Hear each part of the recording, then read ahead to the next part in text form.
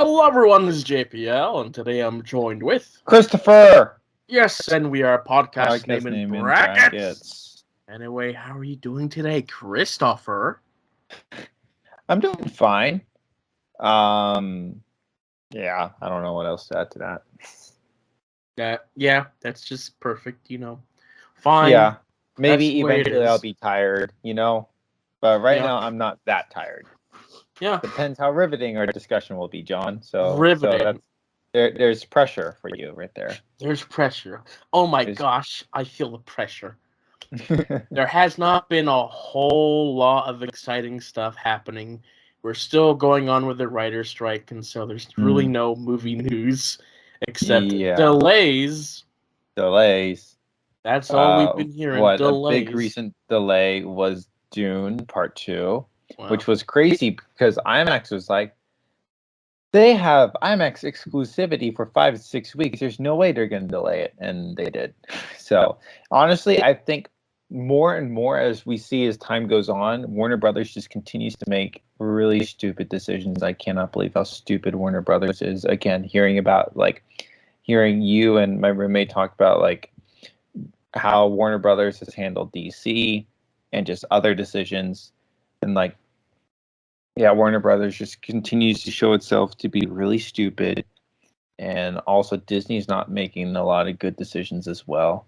Right. We just there's so many stupid people, man. It's insane. Disney has so far made one good decision. What is that one good decision?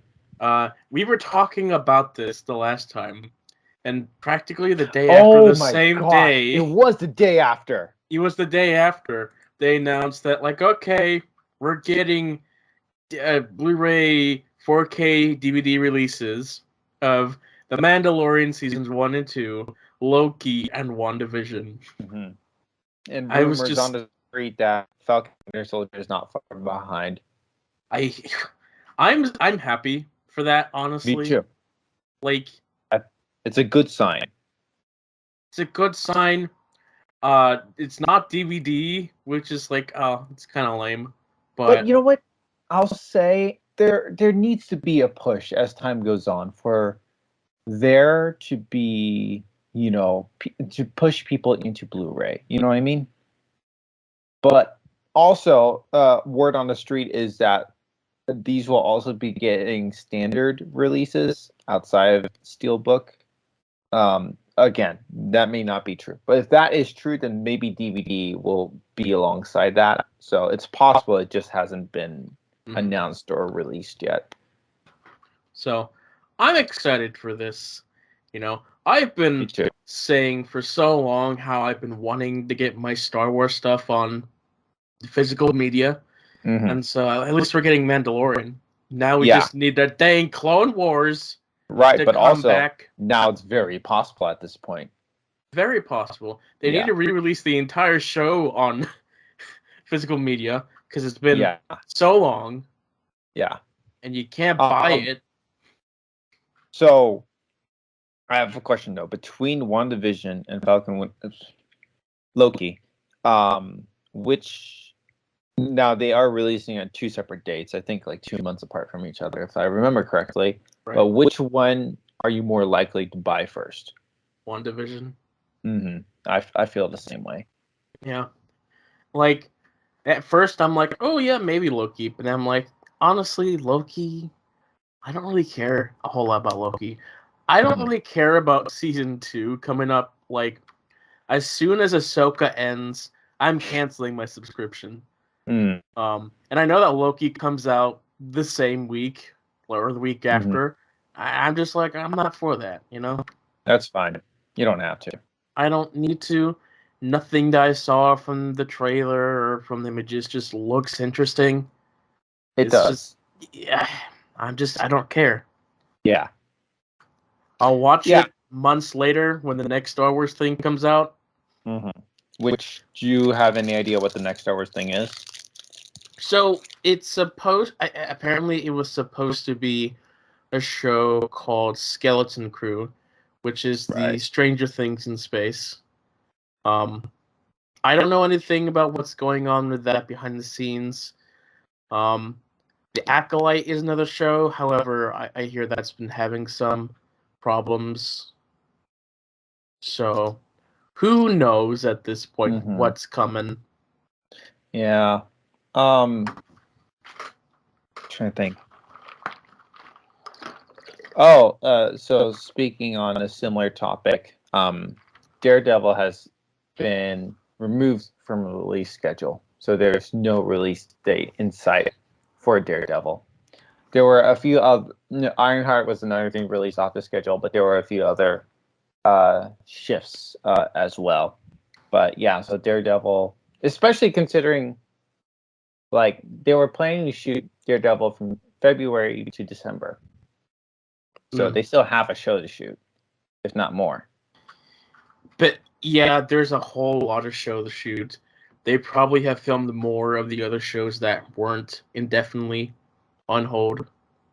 So, well, I mean, Ironheart is actually a show that's reportedly been done, but is off release schedule for who knows why. Echo is a show that exists. Apparently, I keep forgetting. That's a show that's also delayed for January. Yeah. Oh my gosh. Yeah, so from November to January. Man, 2024 is either going to be really exciting or really disappointing. Well, also 2024 is really stuffed right now.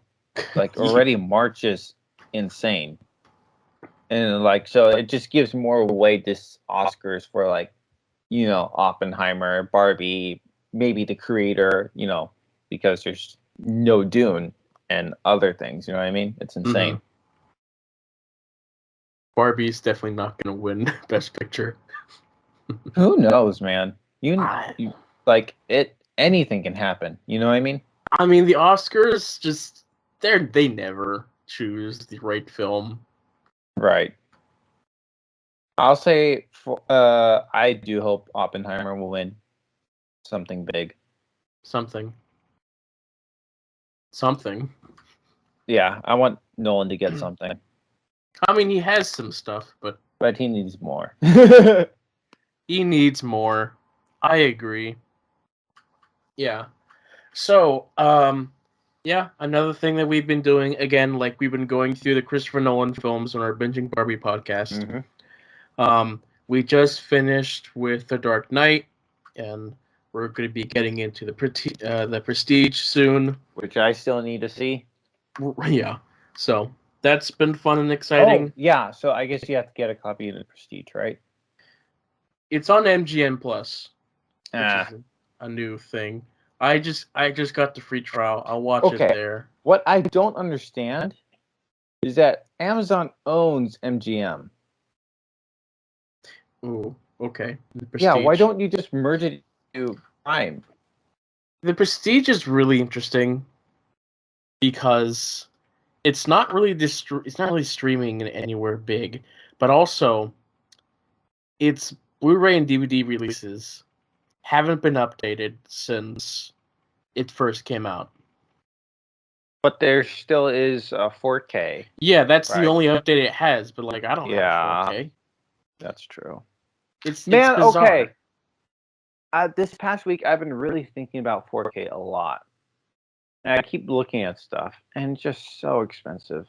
It is. It's too expensive. It's too expensive. Yeah, I was hesitant to get Blu-ray at first because of that was expensive. But like now, it's like it costs the same. It's cheap. It costs the same as DVDs now. So it's like I might as well do Blu-ray. So this is the dilemma I'm up against if and when I get WandaVision. Do I buy the 4K because I don't want to, you know, repurchase, you know, get the Blu-ray, then get the 4K, you know what I mean? Or what I just said. What do I do? You know what I mean? Yeah, like, do I think I'm not so sure on like, is it a separate Blu-ray and 4K release or at least a steelbook? And so I would expect that if the standards come out, then it would probably be the same thing too. But yeah. Steelbook, it is one or the other. Yeah, I'm going for Blu-ray. I don't know, because I truly think that one day I'll really want to I'll upgrade to 4K. and I don't want to repurchase my collection. You know what I mean? It's gonna take me a really long time before I even get to 4K. Mm-hmm. Because right now, like, I'm on Blu-ray, but Right. I'm still also on DVD. So Mm-hmm. I think also thinking about it, like especially kind of since I've been like collecting Marvel steelbooks, then if they are limited pressing, then steelbooks are just going to be darn expensive in the future. So I might as well just get them. You know what I mean? yeah, I'm still probably going to be getting Disney Plus to like see new Marvel shows, so I can still access them. But then once I have 4K, then I own the stuff, and then I'm like, yay! I you don't know, know. we were giving Disney so much trash We over were releasing a different cover steelbook without the DVD. And it's like, what the heck is right. that? But it's like, oh, okay. So they were planning something. They That were. info just got released too early. Mm-hmm. Well, So apparently it's through like a different vendor or something that Disney claims they weren't even aware of or something like that. So who knows what the real truth behind that is? I don't know. It still is fun to crap on like that. Like, come on, crap on that. Mm-hmm. Go ahead. Yeah. It's goofy. Yeah. No. I saw a video that was like just viewing the whole No Way Home just leaks, and like they came to the conclusions like, okay, so there was very likely studio leaking some stuff on purpose to get hype. Mm-hmm. Specifically the one with Garfield holding the video footage of that, because one, that was a high quality video. Two, there was no watermark, Mm. and like it wasn't taken down immediately. Mm. So Ironic? No. No, that actually tracks because it was taken down immediately, then the studio wouldn't leaked it. yeah, the small one was also like on like a late night show on the Tonight Show. Like they asked Garfield about the footage, which if it was a leak, they would not be allowed to, but this was approved. So That's so interesting. it's interesting marketing. It is, but also it worked. Like it Yeah. was almost a $2 billion picture. Like it worked. I don't blame them really. I think like you look at it at this point, but the thing is, I think I don't know how similar marketing has been since then, but it's. I mean, Doctor Strange 2 was the closest to it working, but it didn't work for the Flash. I don't know other things I could compare it to, but you know, we'll see. It could work for Deadpool. Could work for Deadpool. Oh, I think it could. Yeah. Like we have that photo of Wolverine and Deadpool. Like that's really just Right. awesome. Not to mention, they posted it. Right. So, yeah, there have been like studios like sneakily doing things because they know things will get leaked. So like they'll try to trick people.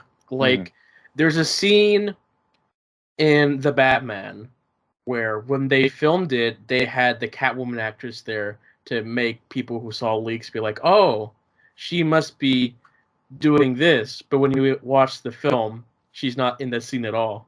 Oh, interesting. So they do sneaky stuff like that sometimes. Like I know Star Wars, like the names in the scripts are like completely off. Like they'll That's have so fake funny. names for things, and it's just hilarious. Mm. Like they'll even go so far as to make concept art using these fake names. It's just it's amazing. I love it. That's really interesting. I think especially we're at a point, especially with Marvel stuff, where they acknowledge that things are going to be leaked, so they just kind of play along with it. Yeah. I guess that really makes sense. Like they It's know so that Tom interesting. Holland will just say stuff, so they'll let him. Yeah. Let's see. All right. let's talk about the best MCU show in existence, Secret Invasion. Okay, yeah. I finished it. You finished it. Um, that was something. That was something. It, it I don't know what it became. yeah, no, it just went so downhill. I cared very little for any of the characters. Like, I didn't even care for Fury. Like, that's just so. That's how bad they botched the character. There was only one likable character in the show. It's Ben Mendelsohn. I mean, there's him, but there's the lady spy, the British lady spy, who really should have been Fury. With like how cutthroat she is about things. It's like, what? She's fun, she's cool, but honestly, that's how Fury used to operate, and I'm just so disappointed that he's so lame and weak. He's like, you have the guy with a gun, shoot him. Shoot him, Fury. Why aren't you shooting him? The truth will be revealed. Shoot Rhodey. That Rhodey plot twist, too. It's not even a plot twist. Like, they didn't even try to hide. Nope. Like, Secret Invasion, the whole point of it was, like, to make you just think about who's who. You don't trust any of the characters when you're reading the comics. Here, like, there's none of that mystery at all. Nope. Like, you immediately know who's a Skrull and who's not. It's so bad. Like, a thriller, it is not. Like, the opening couple scenes were like, okay. But then the rest is like, oh, okay, now it's nothing. It's so baffling. Yep. And then we get this gosh darn Super Skrull. Yep. Which is, see, I don't like it because the Super Skrull isn't that powerful. Like, their only powers are just the powers of the Fantastic Four. That was the main purpose the Super Skrull even exists, is to combat them. So just to have every Avenger is just like, oh, like, that's not who I wanted the Super Skrull to see. Also, why did that one guy die when they have healing powers? Plus, it just looks so dumb. I love your input on this. I have no idea what this. I have no idea what this show is, man. I feel bad for you. Like, I think compared to a lot of people, I'm not taking it as hard. I think there are people who are taking it harder, specifically comic nerds. You know what I mean? Oh, yes. But, like, I don't know what the show was. I'm like, okay, when it started, I'm like, okay, this is interesting. And then a couple episodes in, I'm like, okay, it could pick up. And somehow it just... again, like, only Rhodey being a Skrull, basically. Like, that's like child's play. Child's play. And then it really feels like they didn't think through the Rhodey thing. Like, reportedly, what's that? Feige told Cheadle about this years ago, reportedly. So reportedly, this has been in the works or whatever, and Cheadle's been aware of this. But execution does not. I don't know. In writing, it just doesn't seem like it's there. It just doesn't seem to make sense. And it only compounds my feelings about the upcoming Armor Wars. Right. Because I think it, like, now with Secret Invasion, it does open up some very interesting questions what they could approach Armor Wars, right? But also, it does. I don't understand what they're going to do with Armor Wars now. I just Like, because also they could very much barely acknowledge the scroll thing and just kind of continue on as if it didn't happen. You know what I mean? mm-hmm. And just focus on the adventure that has to be had in that movie. And I'm like, I don't get it. It doesn't make sense to me. You know, I, mm. the ending teased a much better show than what we got. You know what's so weird is that scene when Amelia, is it Amelia Clark? Yeah. When she walks in that room and sees all those bodies, basically, that scene was teased in the trailer, and somehow that was the last scene of the show, basically. I'm Yeah. like, how do you tease your next storyline in the trailer? That is nutty. That is nonsense. That is stupid. Mm-hmm. And then the Marvels is like, okay, are they gonna undo that? Because apparently there's peace with the other guys. I don't know. I don't know. I just really I just blame Disney Plus, man. I mean, yeah, I know maybe these still could have been botched in movie form, but I really blame Disney Plus. Disney Plus just ruined it all. And it's like they didn't even read the original comics. No, they were encouraged not to. I hate If that. not told not to. Because it's gonna quote be nothing like the comics.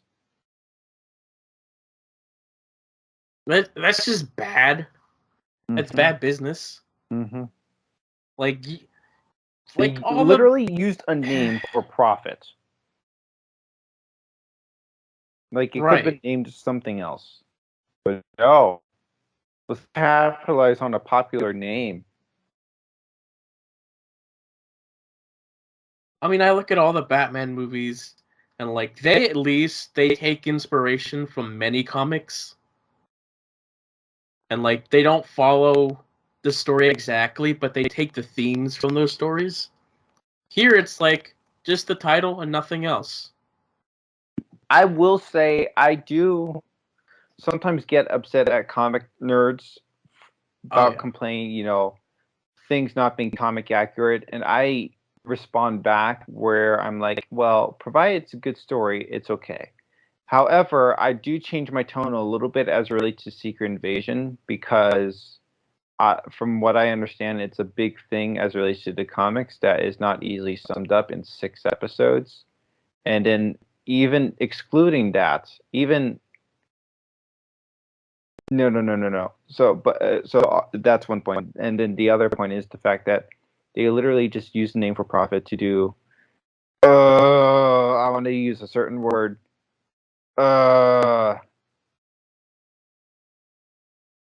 Dumb stuff. No.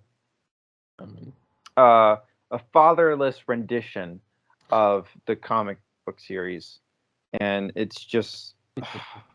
I was like, so yeah. Again, like I think Guardians is a good example where if like Rocket Raccoon is not a main player in the comics at all, from what I've heard. You know what I mean? mm-hmm. And James Gunn transformed him to be the main character of this recent movie, and it's incredibly well done. And who cares about comic book accuracy? This is an incredible story. You know what I mean? Sure. Yeah. And so you have this where not only you have a terrible story, but I keep stumbling over ideas. I don't know. Anyways, story's not well executed, and then also you ruined the name of the series for something inferior. It's just really like if you're gonna.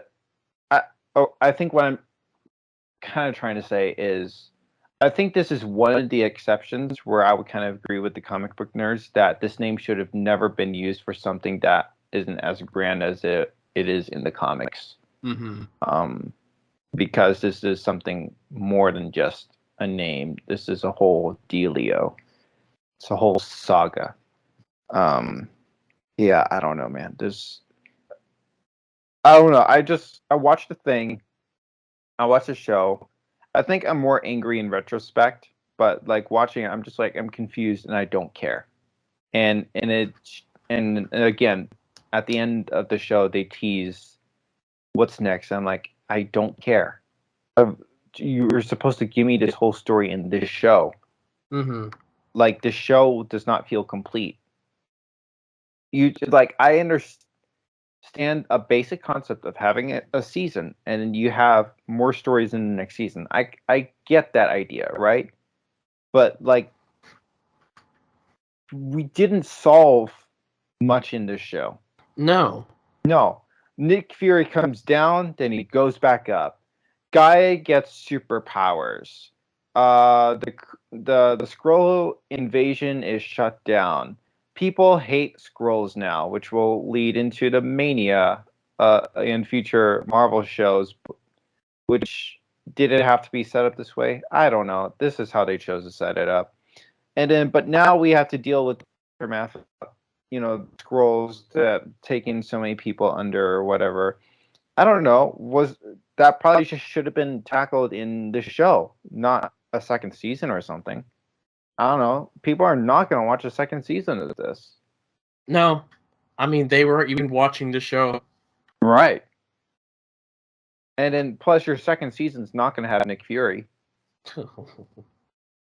Like I'd be shocked if he is in the second season. I like again. I'm not saying this is getting a second season. I just don't know how else they continue the story. Mm-hmm. Obviously, the mania continues in future MCU projects. I hear. I think the idea is this mania will feed into whenever the X-Men come into the MCU. So it's interesting how it starts this way. Whatever. I don't know, man. What is the MCU at this point? Like, I think this is the most I've come to a breaking point with the MCU.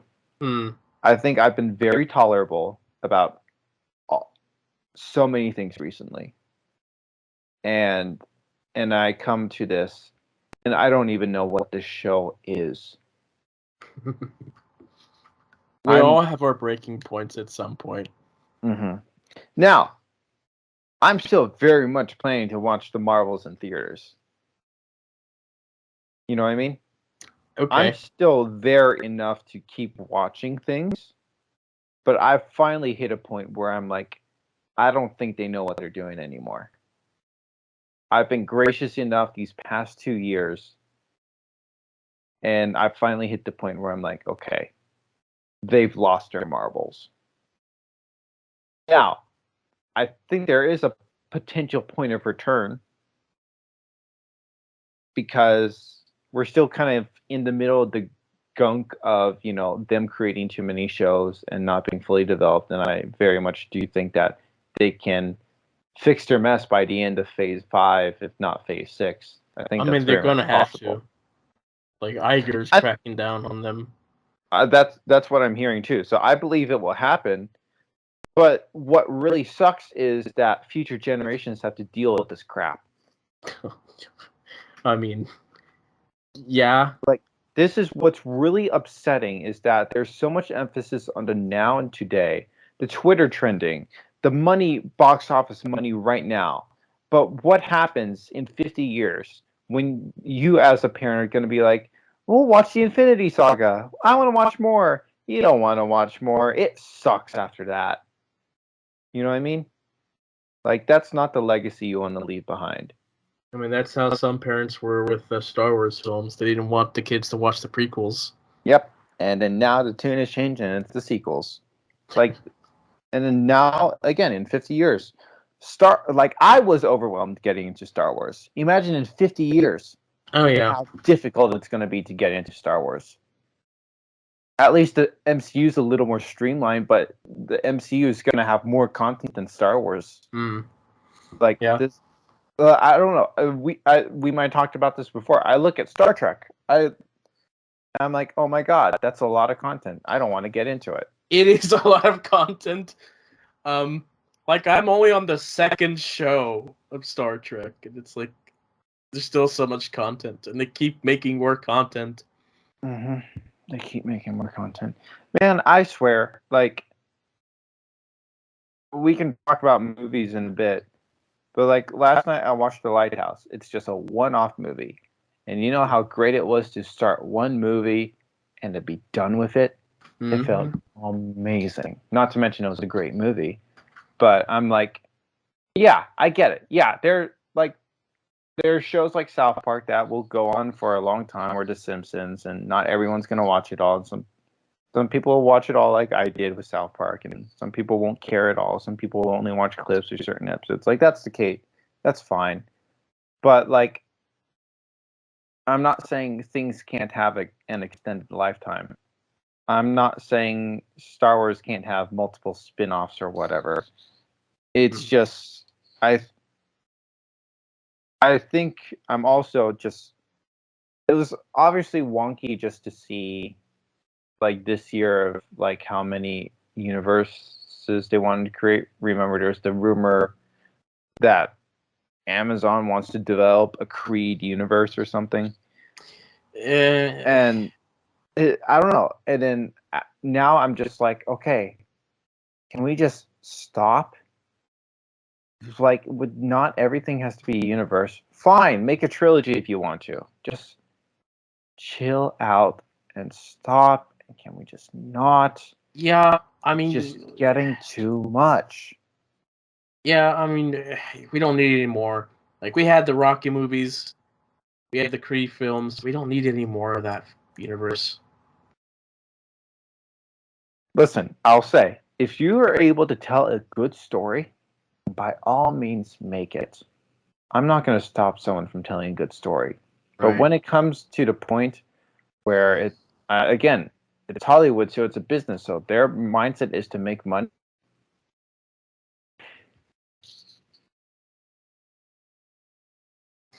Yeah. So, Star Wars released a timeline thing. I might have saw something on Twitter of it. I didn't actually open the link you sent me because I think Right. I saw it on Twitter. It's like a very bare bones timeline that just gives you Yeah. titles of their main things, not really any of the books. But I'm glad that they did this because it True. makes it slightly easier for A people little to easier. like tip their toes into some of this. Yeah.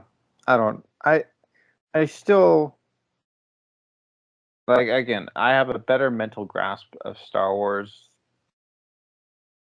or just like wacky universes than I did when I was getting into the MCU, right? Right. But I'm still like, I don't know. I want to care about Star Wars. Mm. But again, I tried a little bit and I didn't care enough.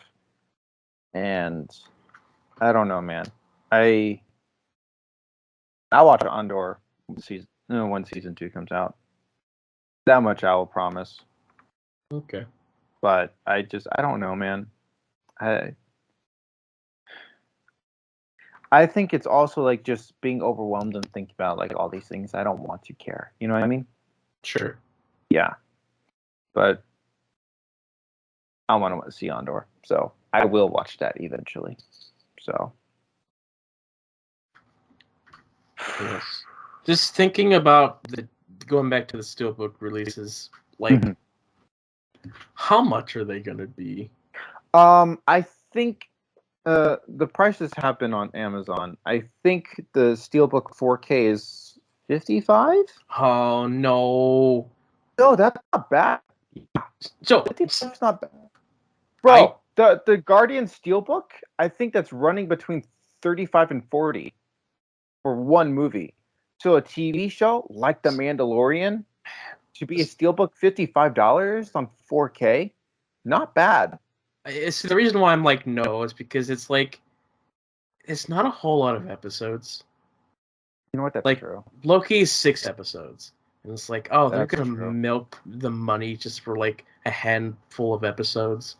Like a TV show, typically a season runs 13 to 20 some episodes. Right. But like our Disney Plus streaming shows, 6 to 8. That's true. That is true. I will say again, the rumor is that there are going to be standard 4K and Blu-ray releases. Again, that's not confirmed. That's just something I saw somewhere, but from a source that's been pretty right. So I'd like to believe it's true. Mm-hmm. So we'll see when those prices drop. But again, there's part of me that's like, this is more content than a Guardians movie. So, by the way, Blu-ray's $50, so $5 price difference. So Okay. I mean, we'll see. I'll be curious, like when like the four, like if the standards do exist, like how much they will be in comparison. mm-hmm. No, I do see what you're saying though. Yeah. It is kind of expensive. Because of that, like as much as I really want it, I'll probably wait until it's cheaper. Yeah, but also the unfortunate thing is if these don't do well, eBay. No. Disney. Will Disney continue to do this if these don't sell well?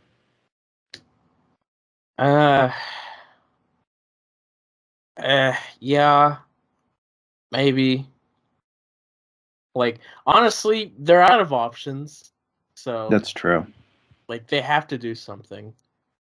This is probably right now their best move. Yeah. This is probably the smartest financial thing they've done in a while. Mm-hmm. Yeah. I hope it works out for them. Sure. Yeah. Well, like in this regard where they see these sell, let's continue doing this. Mm-hmm. But also, I'm just having fun laughing at Disney right now. It's right. Both Disney and Warner Brothers, like some of the decisions they've been making this year are insanely laughable. Like Barbie was supposed to have its digital release tomorrow. Is it not? No, they push. It's indefinite right now, from what I'm seeing. Unless all the information's wrong and it somehow leaks on digital tomorrow, which very much could happen. But like, Barbie's not let off enough steam for it to be considered for digital, and I think this is something that continues to blow my mind. For example, I went to see a movie in theaters a couple months ago called Past Lives. It was distributed by A24. It was basically a limited release. So it wasn't a very wide release. It made under $10 million, I believe, around that range. And it's been out of theaters for a while. I think it came back to theaters for Cinema Day, previous Sunday. But besides that, it's been out of theaters for a bit. It might have hit digital, actually. But I'm planning to pick up a copy because I'm also thinking it feels like it's been long enough since I've seen it in theaters where I want to own it, and then I also want to show it to my roommate. You know what I mean? And like Right. if like there's that time, that anticipation that makes me say I want to pick this up physically. I want to buy it, Mm-hmm. and I don't know. It blows my mind to see like Universal is the biggest culprit. Fast X hit digital in 17 days. 17 days. Freaking Fast X. Now, it still managed to make, at least 750 worldwide, but that still didn't justify its budget. So, actually, I've been looking into this. So I've been very confused about films that like they technically make more money than the estimated budget, and they're like, oh no, they lost a lot of money because of that. It's like, wait, what? But the numbers. So I've been looking into it. So the estimated budget is not accounting for marketing and other unrelated costs. And so the estimate is to make back their money, they have to get like 2.5 times the amount in the box office. Yeah, because also when you look at the box office number, theaters take half that cut as well. Right.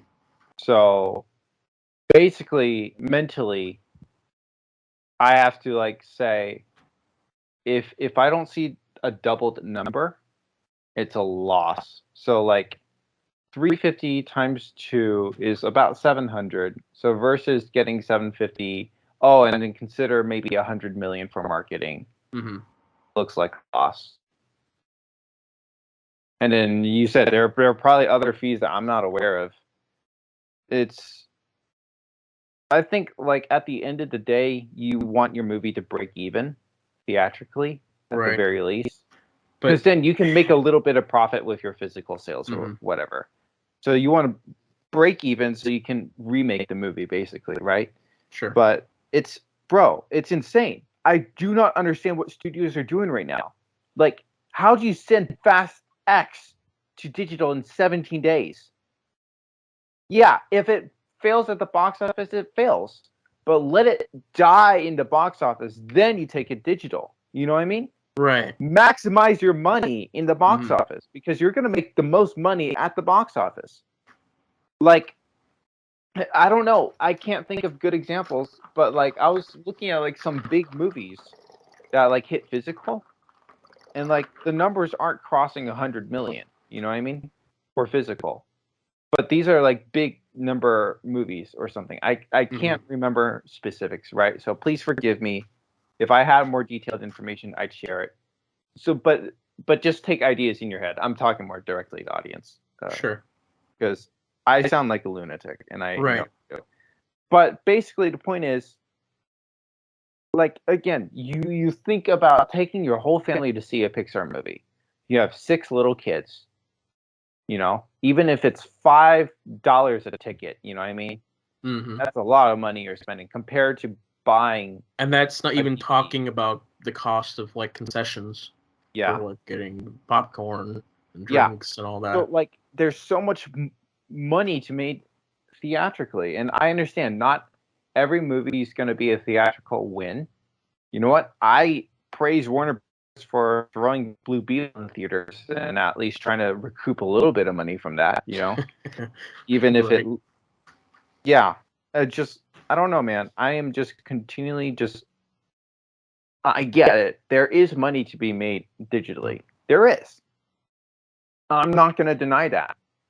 Um, Universal thinks that throwing things digitally doesn't hurt them. I will disagree, but they say they've made at least $1 billion of recent releases digitally, which is awesome. But also, like, maybe if things last in theaters a little more, Mhm. maybe still make that billion and make a little more in the theatrical window. I don't know why. Why'd you announce that Blue Beetle is going to hit digital in a few weeks? Why don't you just let that movie live in theaters a little bit and boom, hey, Blue Beetle is going to arrive in digital in 2 weeks after it's done in theaters. I've been waiting for Past Lives to be on Blu-ray so I can buy it because I can't see it in theaters. Not that I see it again in theaters, but it's like there's that anticipation that as each day passes by, the more I think I want to buy this physically. I don't Yeah, I'm sorry. I legitimately sound crazy. I know I do. I Mhm. just do not understand, especially considering like again, Disney's just doing horribly financially. Warner Brothers is doing horribly financially, especially after The Flash. Oh yeah, especially. Especially after The Flash. I mean, I although they just had a win with Barbie, so Barbie's a win, but basically it I don't know. It made The Flash break even, basically. You know what I mean? Like, yes, Barbie's a win, but like that doesn't negate their their prior misses. You know what I mean? Mhm. Like, yeah, you made back a little bit of money. You still lost a lot of money. Mhm. I don't know. It's Another just mind thing blowing to me. that came up during the research I looked into is that Mhm. they're putting way too much money into these films, more than Mhm. they really should, Mhm. because it's impossible. Like they're like putting like 200 to 300 million dollars in these movies, and they're Yeah. expecting that like to like reach a billion for them to recoup their costs. Like it's not logical thinking because there's like 10 movies in the same month with the same budget, and you Mhm. expect everybody to go and to see every one of them. It's a interesting thing because like the MCU films, they didn't really start spending that much money until like maybe the Avengers films. Like they built up to that, and like once we got to that, it's like okay, we're gonna put a lot of money into this because we know that we built up to this. Mm-hmm. But like everything afterwards, they're just putting the same amount of money into it. Mm-hmm. Yeah, I mean, I do agree. Like, Marvel is probably the one exception that I feel like Marvel is like the only franchise. Maybe, maybe Star Wars. Depends. At this point, I have no clue, especially after Solo. I feel like Marvel's like the only exception where like you can justify a $200 million budget. You know what I mean? But, bro, it's hilarious at this point. You know what I mean? Right. Indiana Jones 300. Oh, Fast X 350. Uh, What the heck, man? The Flash 200. And then again, with each of these movies, think about maybe 100 million for marketing. right. It's insane. Yeah. And this year we've had so many big budget movies. Little Mermaid being another one. Mm-hmm. That's do well enough. I mean, like it did well enough in America, but internationally it didn't do well enough. It's like Little Mermaid, the potential $1 billion movie didn't make $1 billion. right. Fast It's all 9 because everybody's copying each other now. It's like, oh, look at that movie. That made a lot of money. Yeah, they had a big budget. Let's just do that. That's what people want. Insane. It's absolutely insane. It's mind blowing, man. I don't get it. It's mind blowing that they put the big budget in, but then the movie's just terrible. Yeah. It's like, how is it you put that much money in?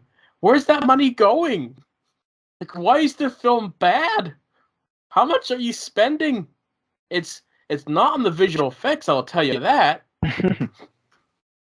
If you look at like recent like A24's Talk to Me, I don't know. I think that had maybe a $10 million budget, and look, it's made $50 in the box office. Mm-hmm. It's made a profit.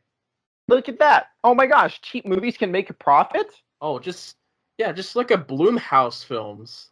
Yes, like, they're super cheap, but they make a lot of money yes, because they know that's like, oh yeah, we can make a lot out of these very cheap films, and people will see them. Megan. Next up, we have Five Nights at Freddy's. Like, my gosh, it's insane. Mm-hmm. But it works. Mm-hmm. Yeah. I do find it really interesting with like the sequel syndrome of how each sequel has to be more expensive. And I get it. I like there's some sequels where I get it. You want to go a little bigger, so you want to spend a little more money. Okay, I kind of like that idea. But again, ballooning Fast X to 350 is insane. And that's just a part one. It's part one. Bro, is Universal going to be willing to spend 350 on part two? No. Like after the writers and the actors strike is hopefully settled, like they're going to spend less money on films. Hopefully. For sure. No, like looking into the numbers and how much it would actually cost for them to meet the demands, it's like less than 1% of their entire monetary gain. I do not understand why these studios are so stubborn. It makes no sense to me.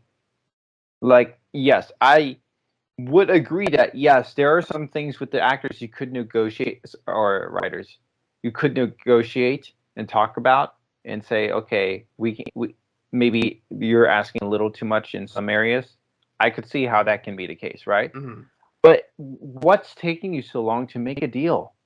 You have the money, you have the resources, and again, A24, Angel Studios, other indie productions have agreed to these demands.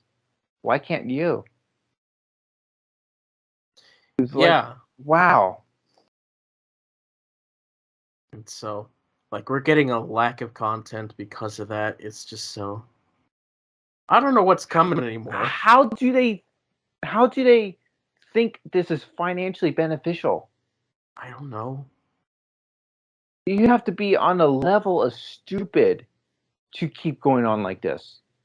Mm-hmm. Because at this current rate, we're not getting a deal for months. Yeah. And it'll From take what even more months to get back into things. Yeah, from what I heard with the recent negotiations. So at first we're like, oh yay, finally the studios are talking to the writers. And it didn't work out. And so the studio heads talked to the writer negotiators and they said, you see this one deal we made, this thing we said, that's a good deal, and we're offended you didn't take it. So now the producers are, trying to guilt trip them into accepting a poor deal. Right. It's insanity. Right. What's going on? Mm-hmm. Listen, at the end of the day, we don't have to survive with Hollywood movies or TV shows. Like, yeah, it's not necessary for life. All I'm saying is that you look at this and you're just like, that's a bunch of babies up there. Yeah. I'm kind of glad that I didn't end up living that life. Yeah. Just looking at this, it's like, oh. Well, I think also you think about it like this isn't just the writers and the actors who aren't getting paid. It's everyone. Bro, if you're the sound boom guy, you're not getting paid. You know? If you're working in costumes, you're not getting paid. Catering, you're not getting paid. It's insane. Mm-hmm. There's so many people this is hurting. Like, what the heck? Yeah. Like a little good news is like, okay, recently the Disney VFX artists are voting to unionize. Like, Yay! I am super excited for this new union to come up. Bro, Like, this strike we've all been waiting for. mm-hmm.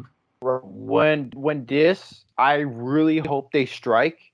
And when the strike goes down, the party starts, man. Oh yes, it's like the only hope they have right now is just a VFX artist. That's the only thing that's keeping them in line. Without them, oh boy, yeah, just get some more bigger studios to just unionize now. Get them all. Just like, okay, let's do it. I'll say we're focusing so much on pay and jobs. Let's dive in just for a second. We don't have to take super long in this. So let's dive into the job aspect for a moment. Okay. It's not just the fact that writers want more pay. They want a certain kind of protection. Something called AI. Mm-hmm. Also the actors as well. Mm-hmm. I think at the end of the day, the writers don't care that much about making more money. They do. They do. But the thing is, if they don't win on this AI issue, they believe, and I believe too, they're not going to win ever in the future. Because if they let go of this chance right now, then they don't have enough protections to protect them next time around. Mm-hmm. And it's very important that this time around, they get the protections necessary to secure their jobs. So yeah, I obviously they would like to be paid more, but I believe that they would very much give up more pay just for AI protections. Right, to secure that they have a job in the future. Yes. Like, I think that's the most important thing specifically for the writers and also on the side of the actors as well. But specifically for the writers, they want their job to be guaranteed. Yeah. Man, those background actors, they need a little bit of something because they don't really have much. Like, all they have is 2 seconds of film in the background, and you're talking about getting rid of that? Like, they're doing it for, like, a gift cards. It's super cheap. I saw this tweet on Twitter that Keanu Reeves in his contracts has this clause against him being used digitally, AI based, because there's one certain movie, I don't know which one it was, that the director added a tear. And Keanu Reeves is like, well, then what's the point of me acting? And this was, I don't know, 20 some years ago. I don't know, a while ago. You know what I mean? And so since then, he's in his contracts. He's like, you're not going to alter me like that. That's single tier. Right. Yeah.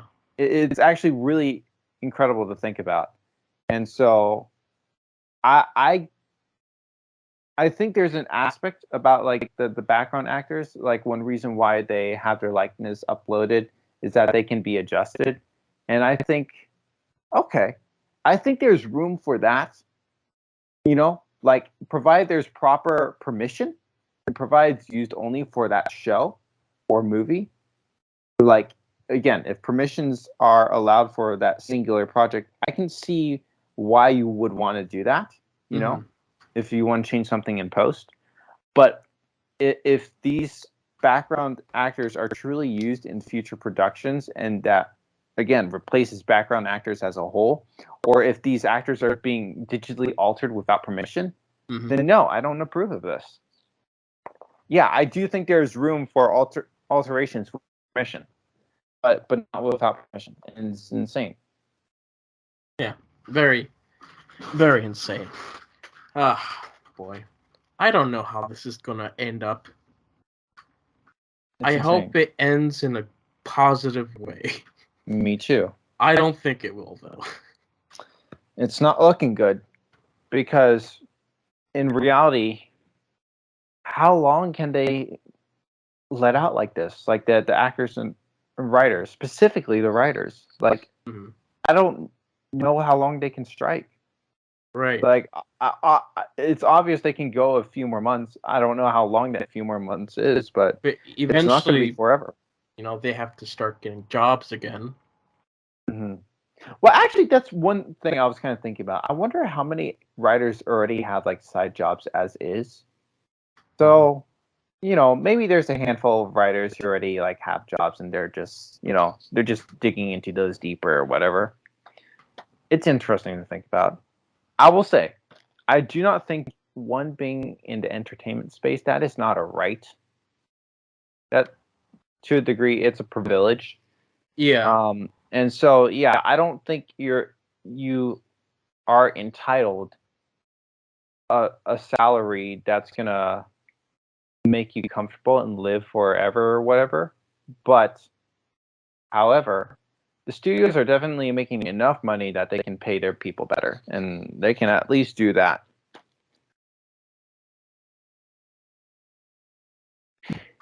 Yeah.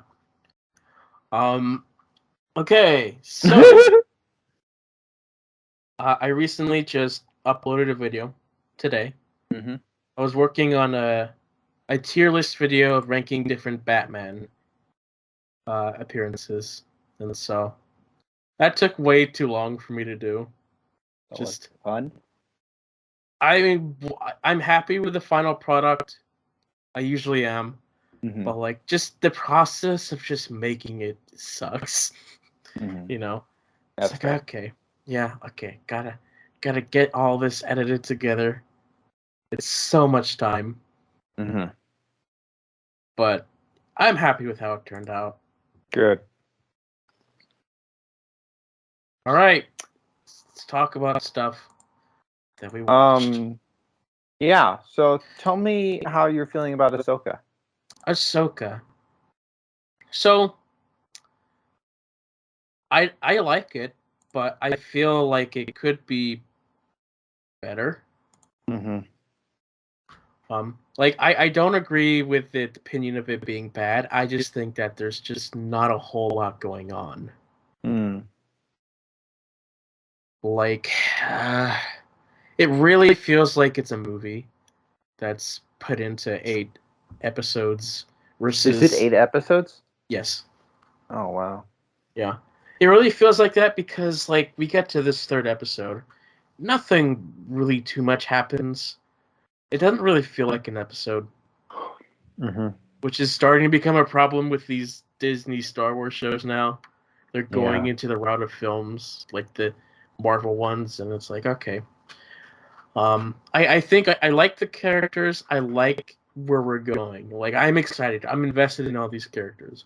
Part of that is because I watched the other shows. Right. So I can't really speak on to someone who hasn't seen that watching this. Right.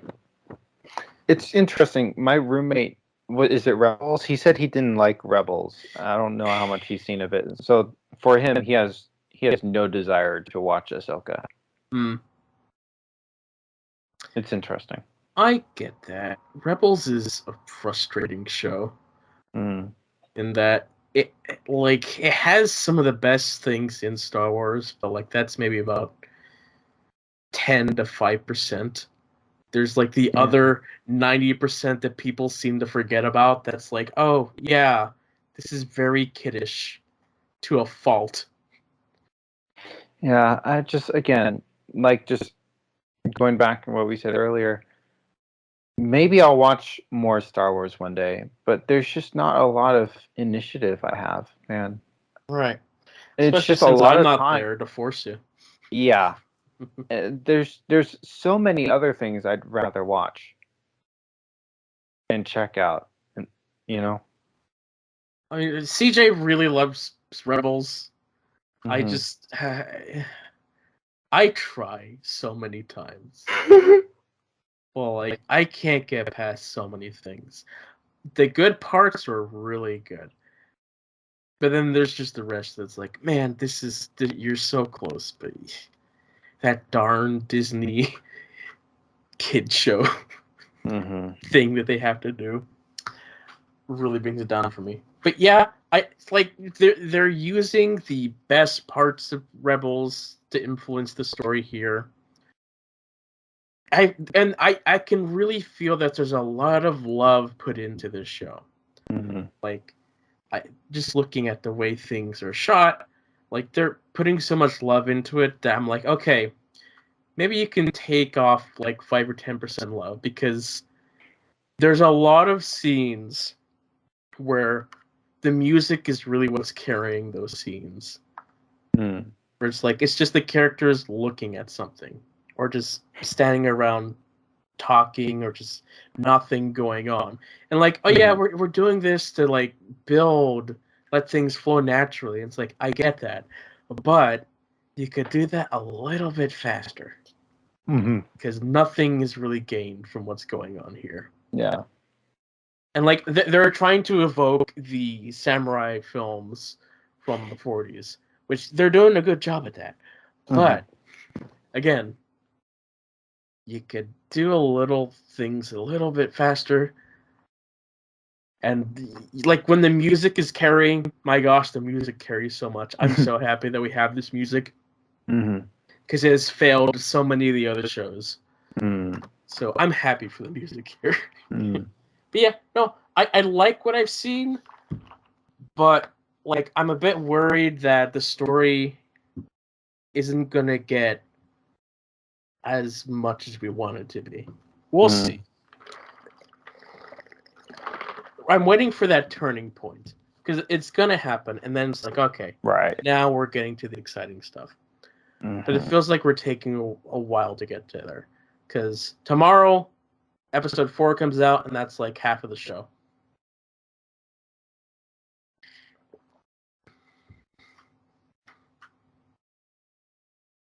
Is that all you watched?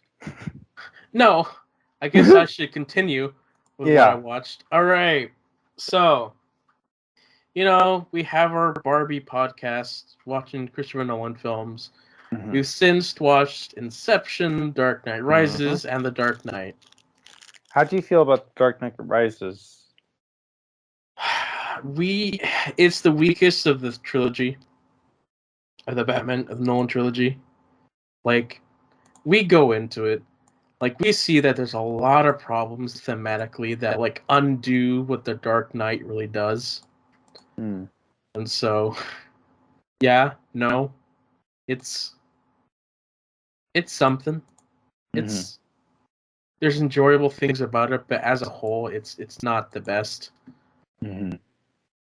Um, I think what's been really fun with these two Batman films is like getting to do impressions of like Bane and the Joker.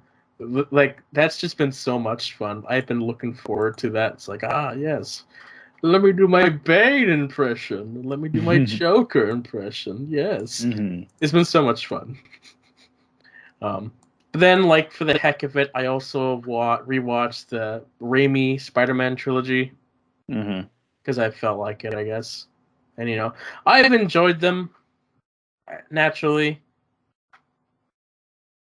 Why not? And how do you feel about watching the third one again? Oh, boy. That third one. It's very messy. Like, I was kind of, like, I was losing, like, interest partway through the film.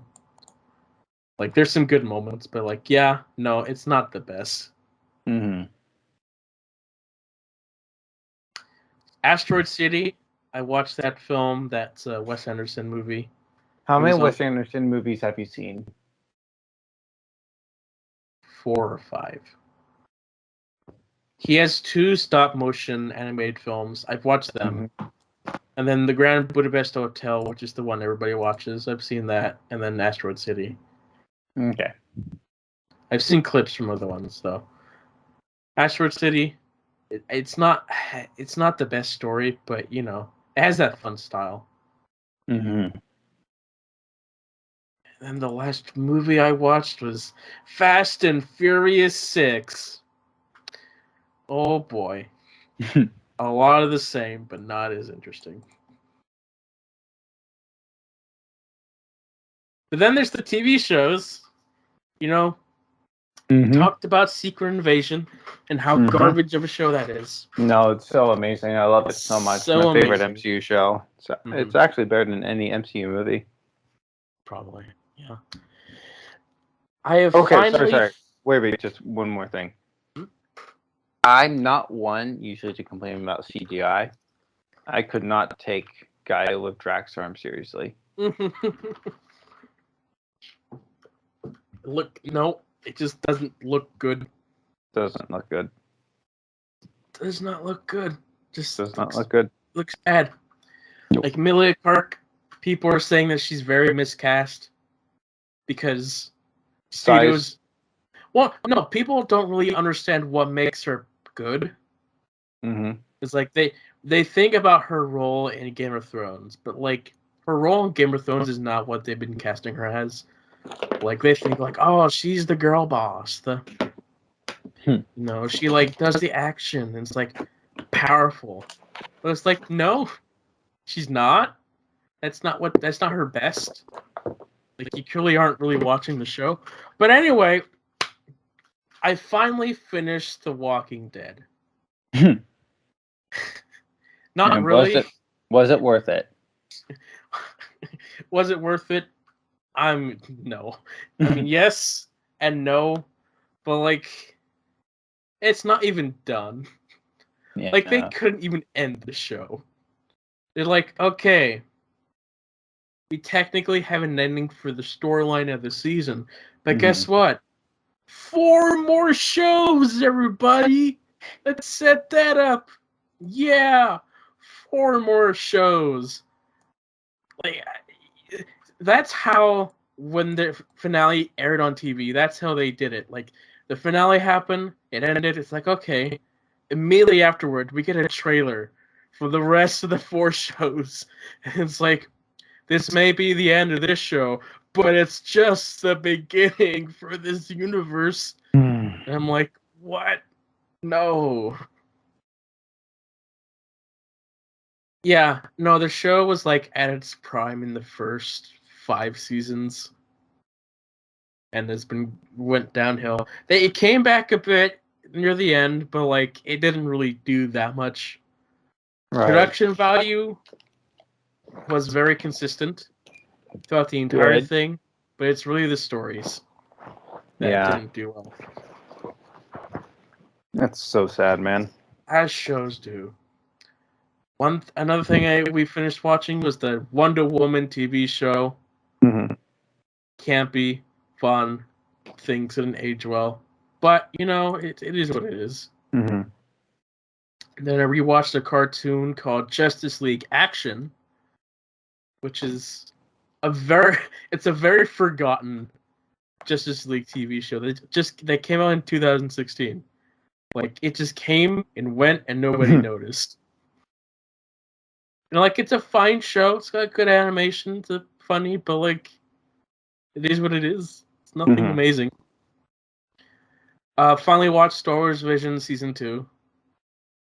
Like those were fine, but just not a whole lot you can get. You've seen one, and like it's just a lot of that different stories that some of them are just a little bit like there's not enough time for those stories to fully develop. And so yeah, those are the things I watched. Season 2, it not being all anime.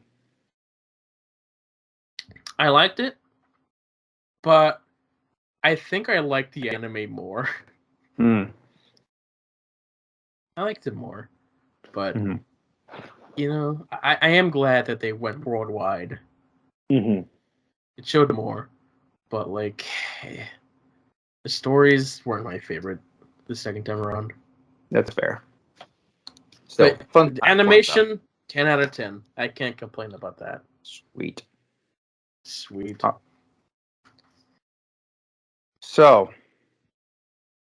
back in May/June, I did a little thing where for 11 days straight, I watched the movie each and every single day.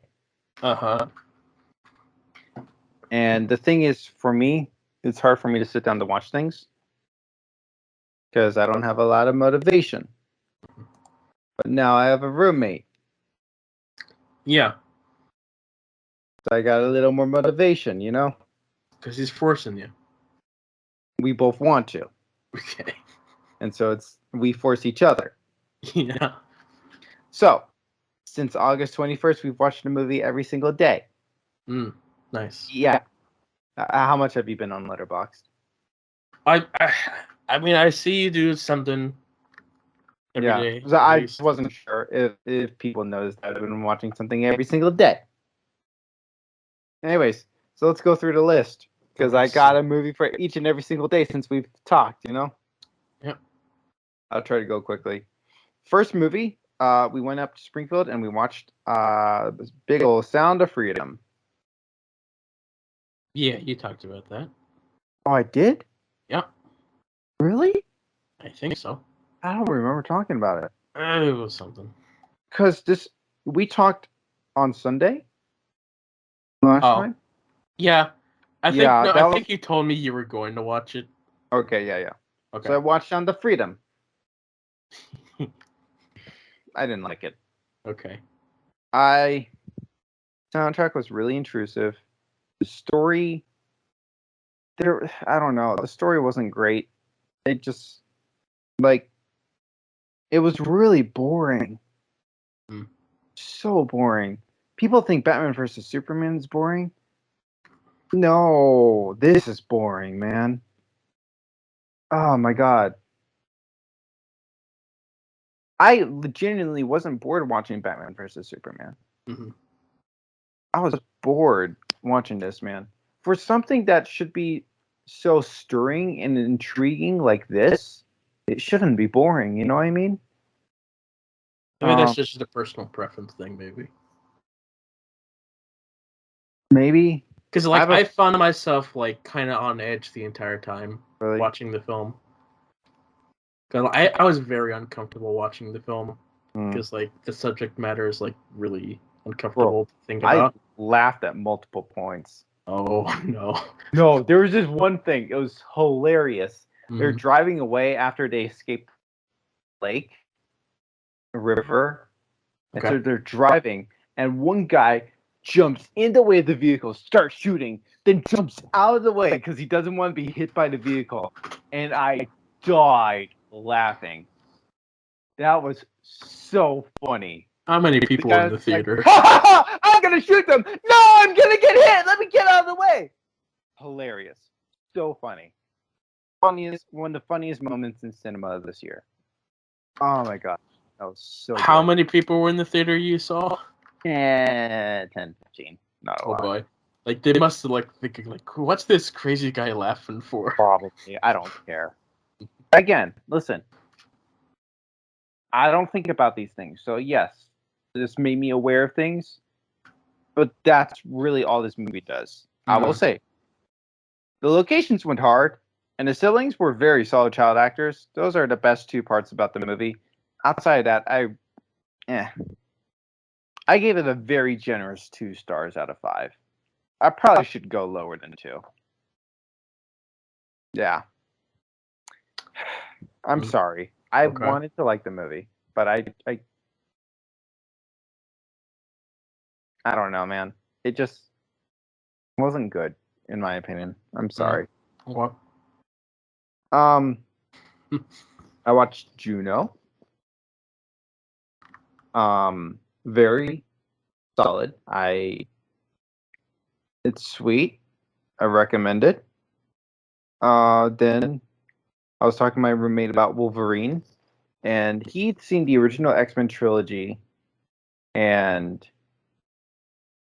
First Class, and he said he hated First Class so much he did not want to. Well, he grew up on the original trilogy. Then he watched First Class more recently in the trilogy, right?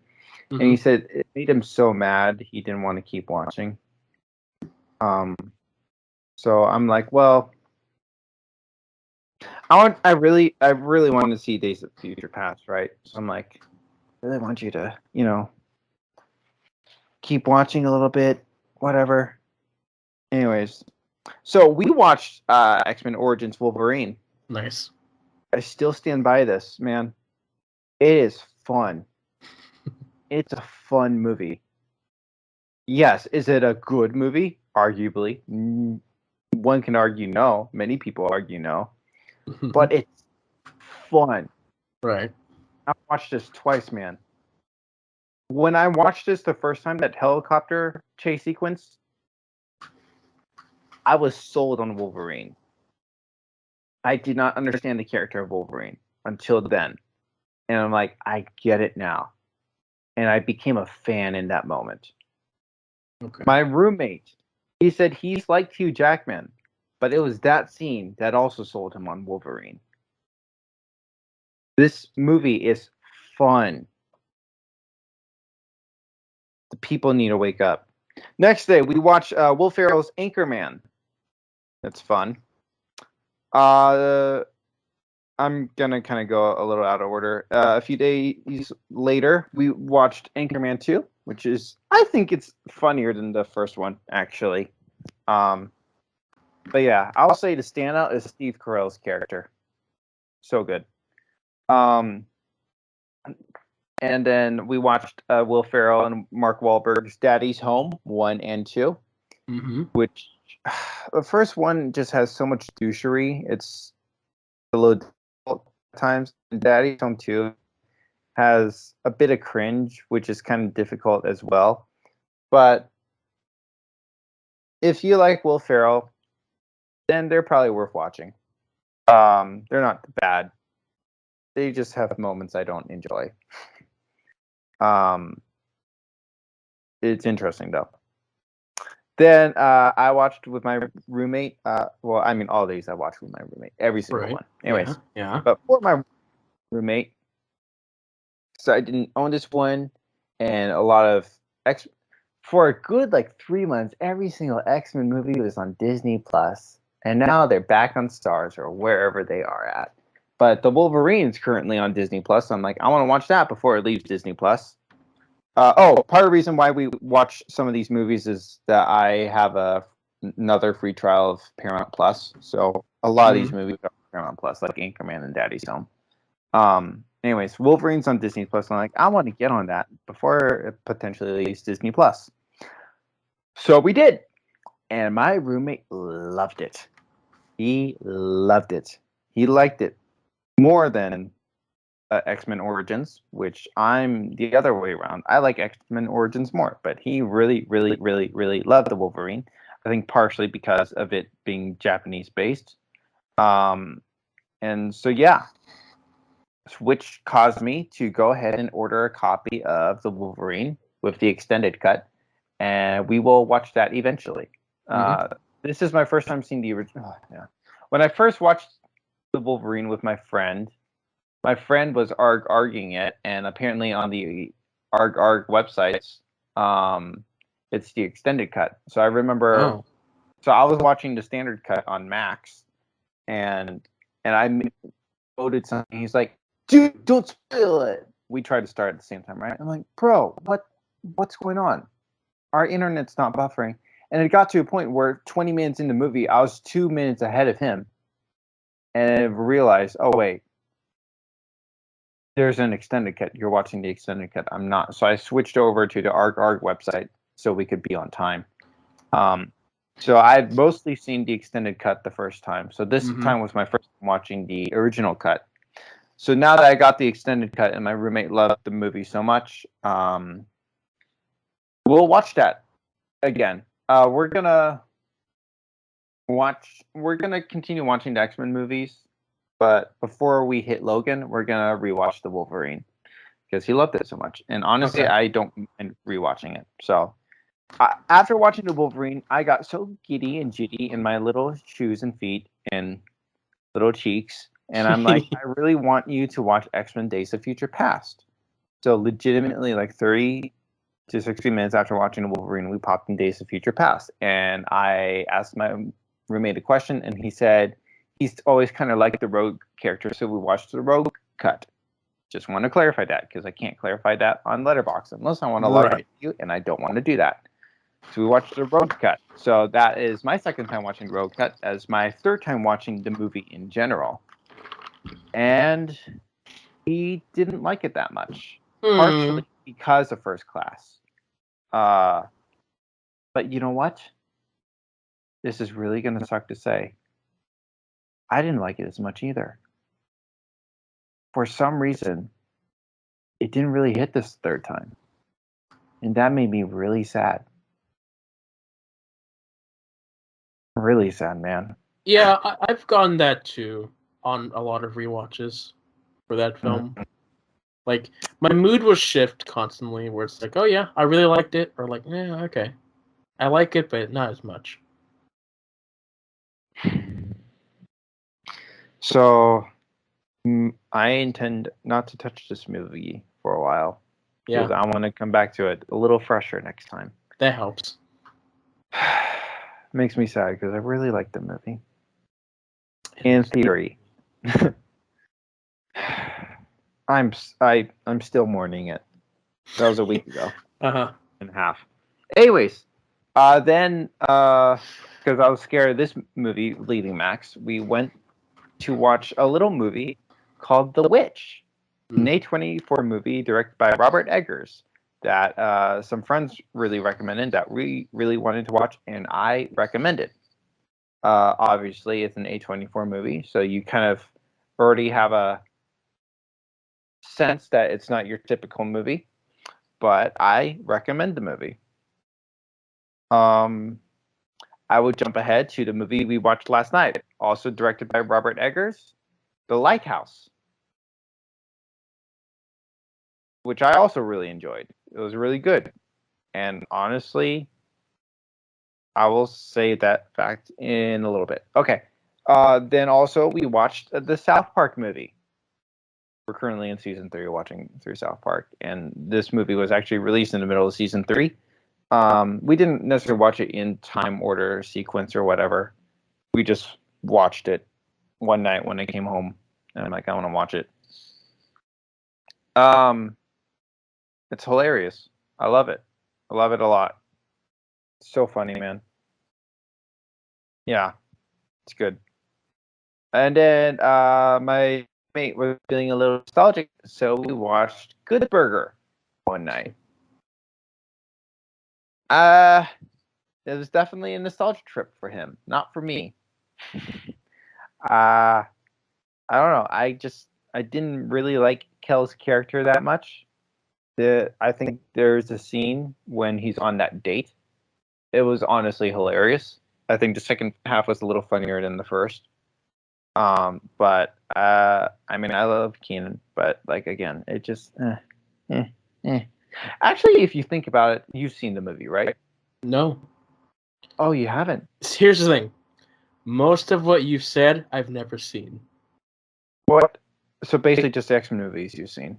Just the X-Men movies. Okay. Yeah. Okay.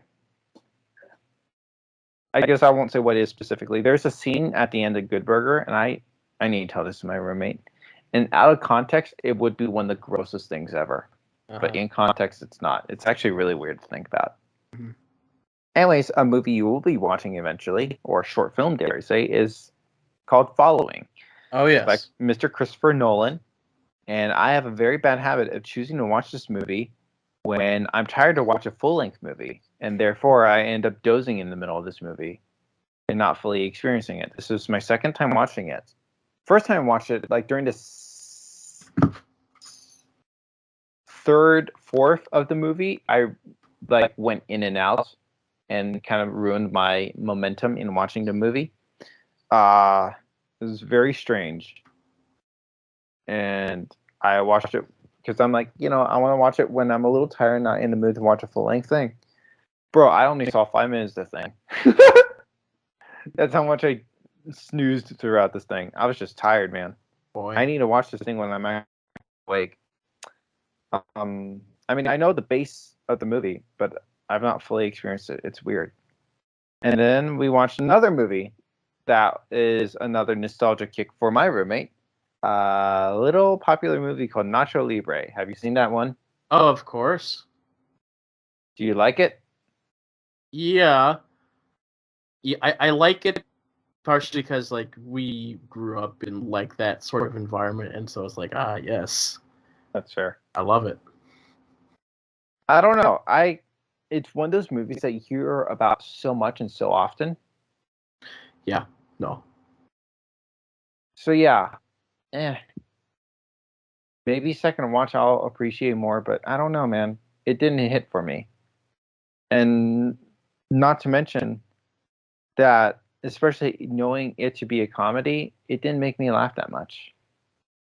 You know what made me laugh more? Robert Eggers' The Lighthouse. The Lighthouse is such an absurdist movie that's downright hilarious at times. It's one of those movies where it's like it's just so serious but it's so absurd. You know what I mean? That then all of a sudden it becomes so absurd it's hilarious. The Lighthouse is what a movie. That's a fun movie right there. Like it's not fun, but it's also very much fun. Good. Oh my god, love The Lighthouse. I think Nacho Libre was actually on the list I gave you. Really? I think so. That's another one to mark off. Yeah. Let me pull out that list that you gave me. Yeah. No, Nacho Libre is like I don't rewatch it a whole lot. Because like I know that like maybe it's not on this list. I think I thought about it and I was like, I don't know if he'd like it, is what I end up thinking. It's not. Okay. Okay.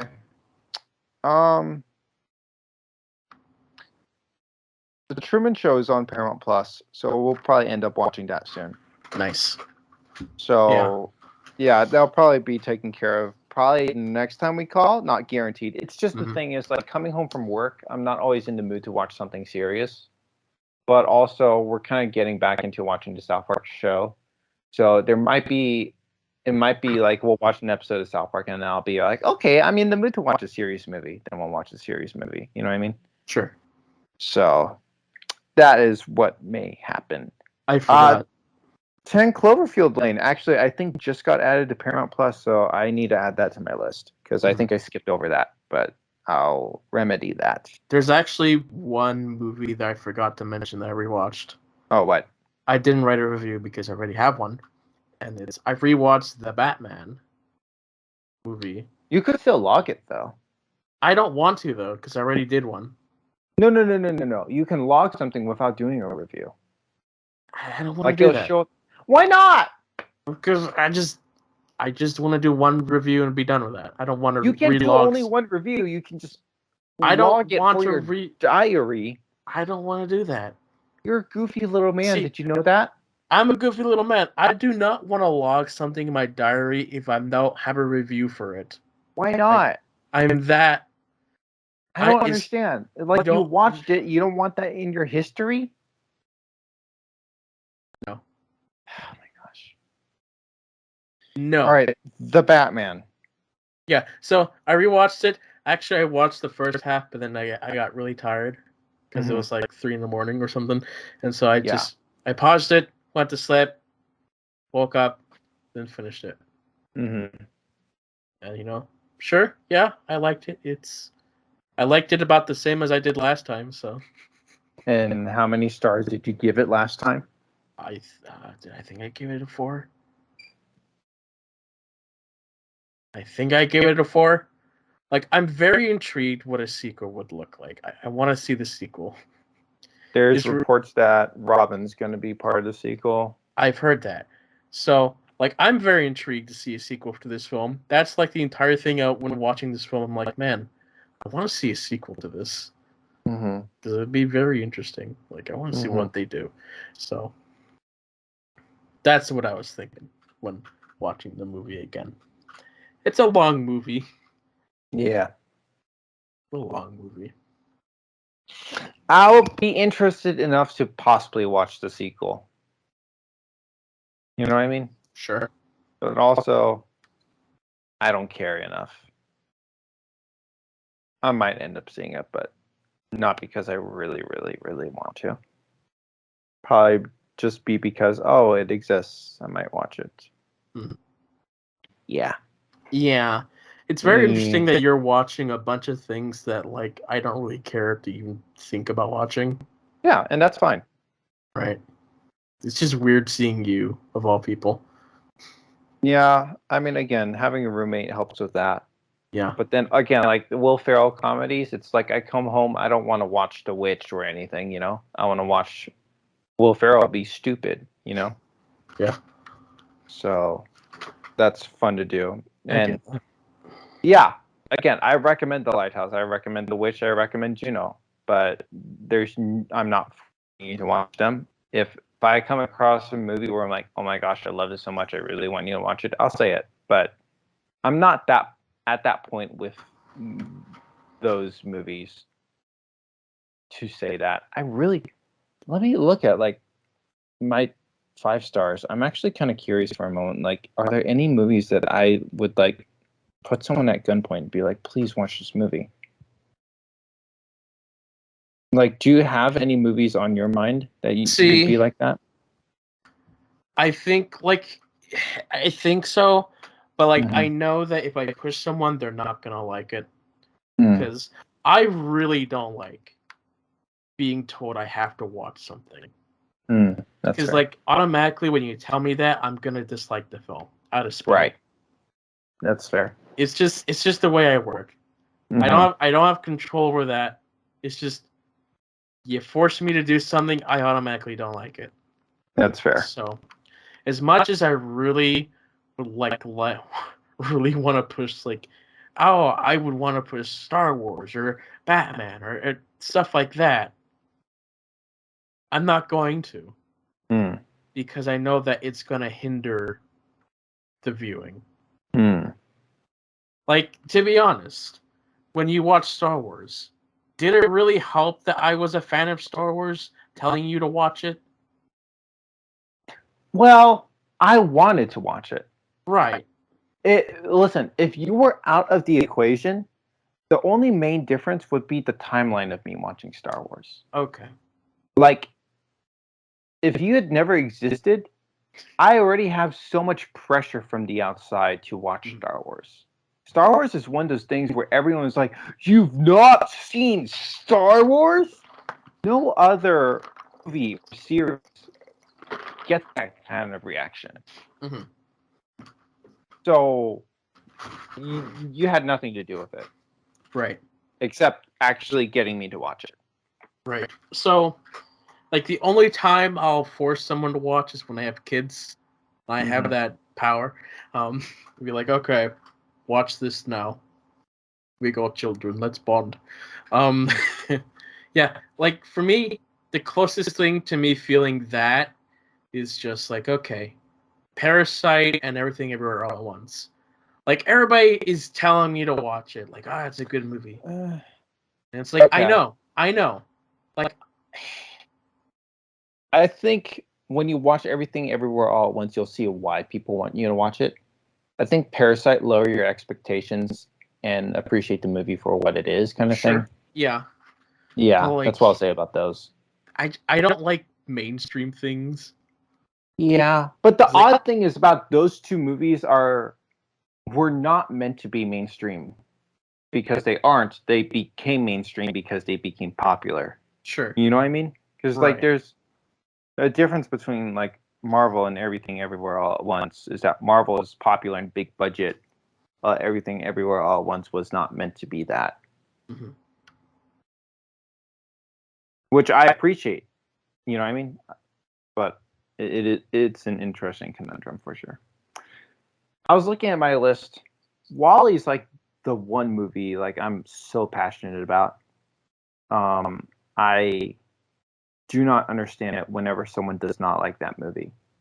Like like it. I don't understand why some people don't like the movie. Mm-hmm. On Letterboxd, that is currently my only 5-star movie. Like I recently went through and just like knocked out. Like I removed almost all my ratings and like kind of starting from scratch a little bit because like this is public and my ratings evolve and adjust as time goes on, you know. So anyways, so Wally's one of those movies where I passionately love. Inception's a movie where if people have not seen a movie like Inception, I really want them to see Inception, you know. Sure. Be like, you know, you have to understand that this kind of storytelling exists and it's really intriguing. And What's Up Doc is a great movie. Is I think from the 70s. Yeah, 72.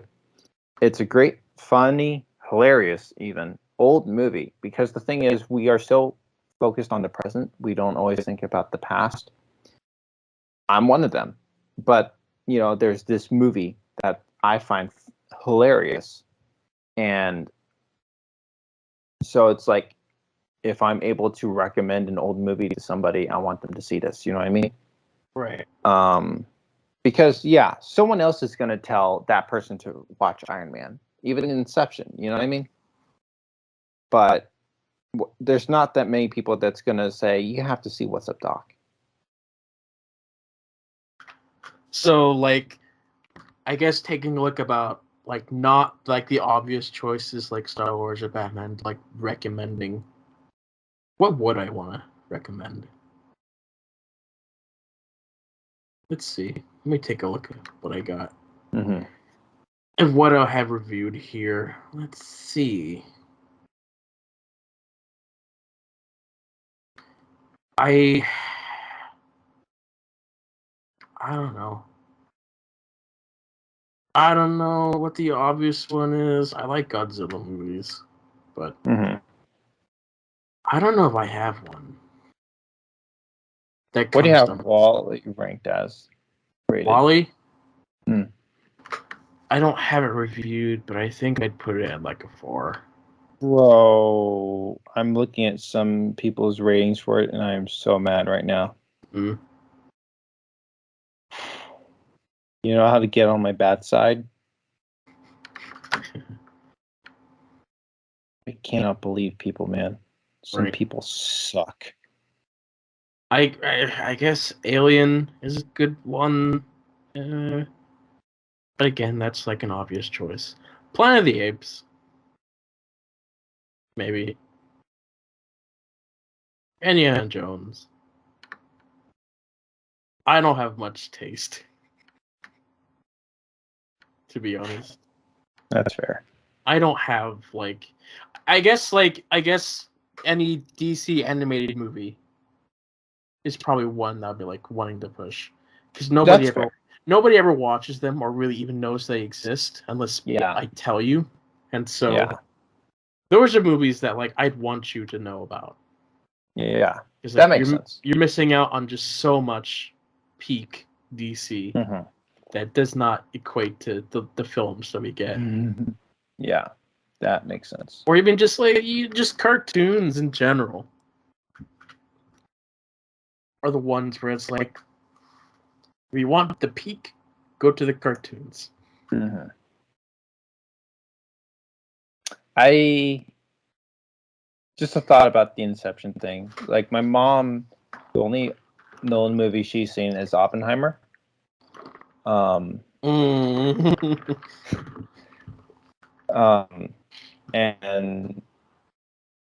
And me and my brother were telling her, like,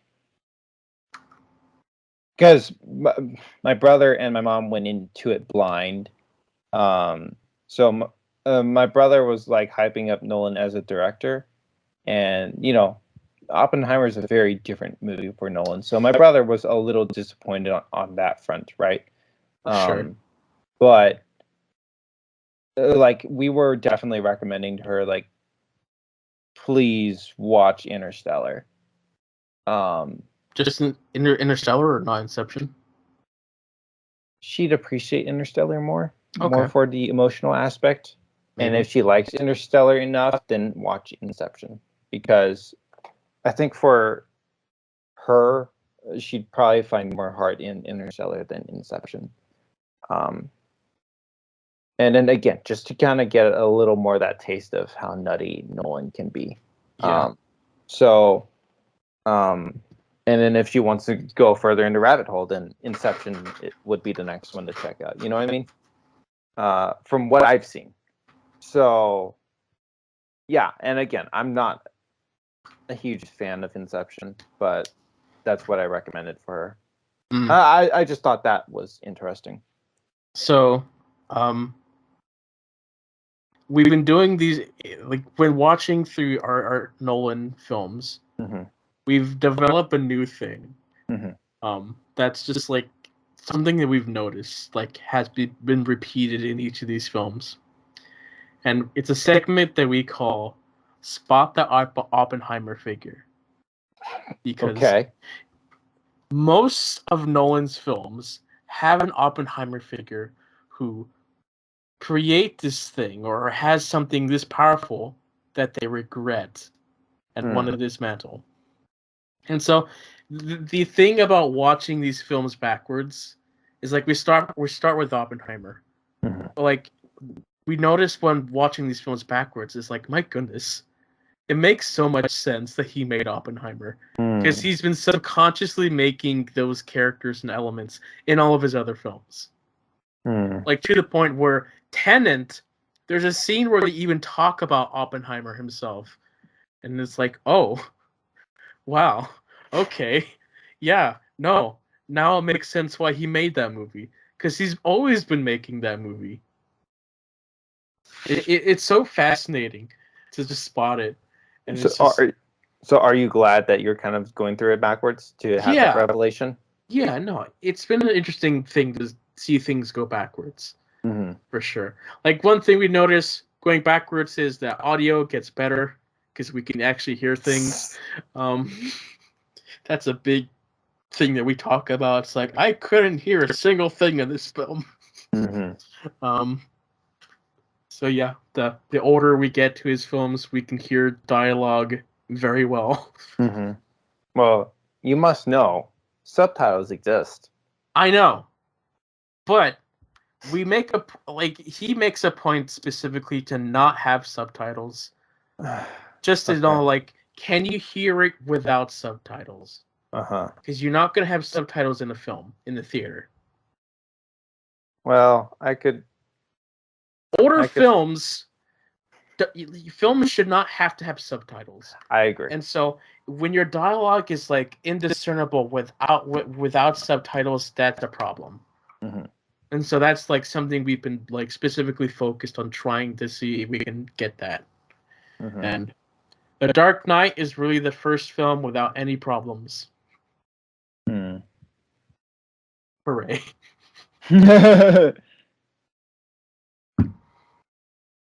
Lovely. Here's a sad note that I put down. So the actress for the original Harley Quinn, Arlie Sorkin, passed away. Really sad. she's so underrated as Harley Quinn because people only think about Margot Robbie because that's all they know. Margot Robbie or Tara Strong, who voices her, and like everything else. But like Arlene Sorkin for me was like the original.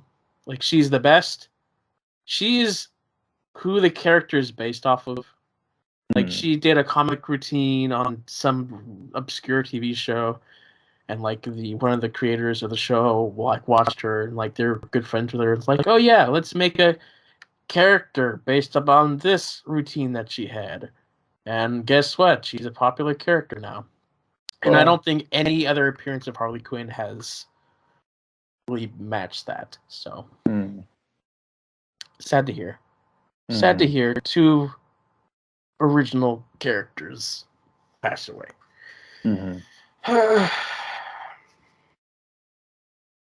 You mentioned earlier, like an hour ago, about your roommate talking about the decisions of Warner Brothers and DC. Could you elaborate more about that? I don't remember because things have just merged between what you've said and he's said. So he's probably reiterated some talking points and inserted like one or two details kind of thing. Okay. I don't remember specifics, honestly. Yeah. Okay. Sorry. Yeah.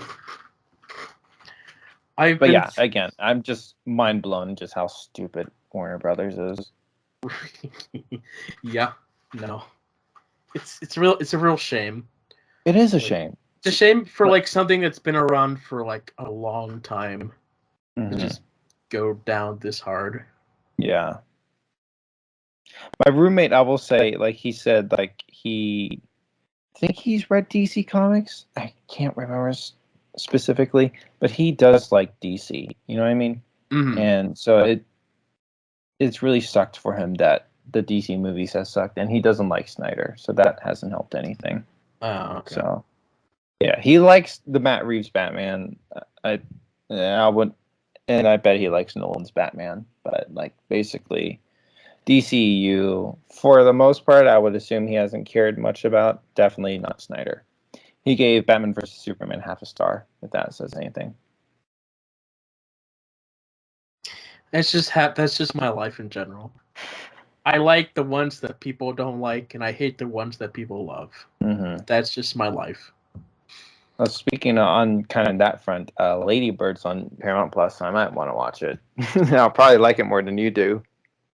Oh, honestly, yes. Like, Lady Bird is definitely not my film. Like, it wasn't for me.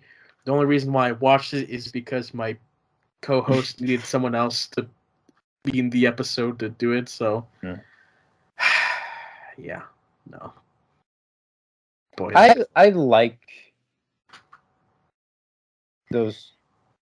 Like, I'm not going to like every single A24 movie, but like it's nice to break out of the popular field movies, and so I typically enjoy going into an A24 movie.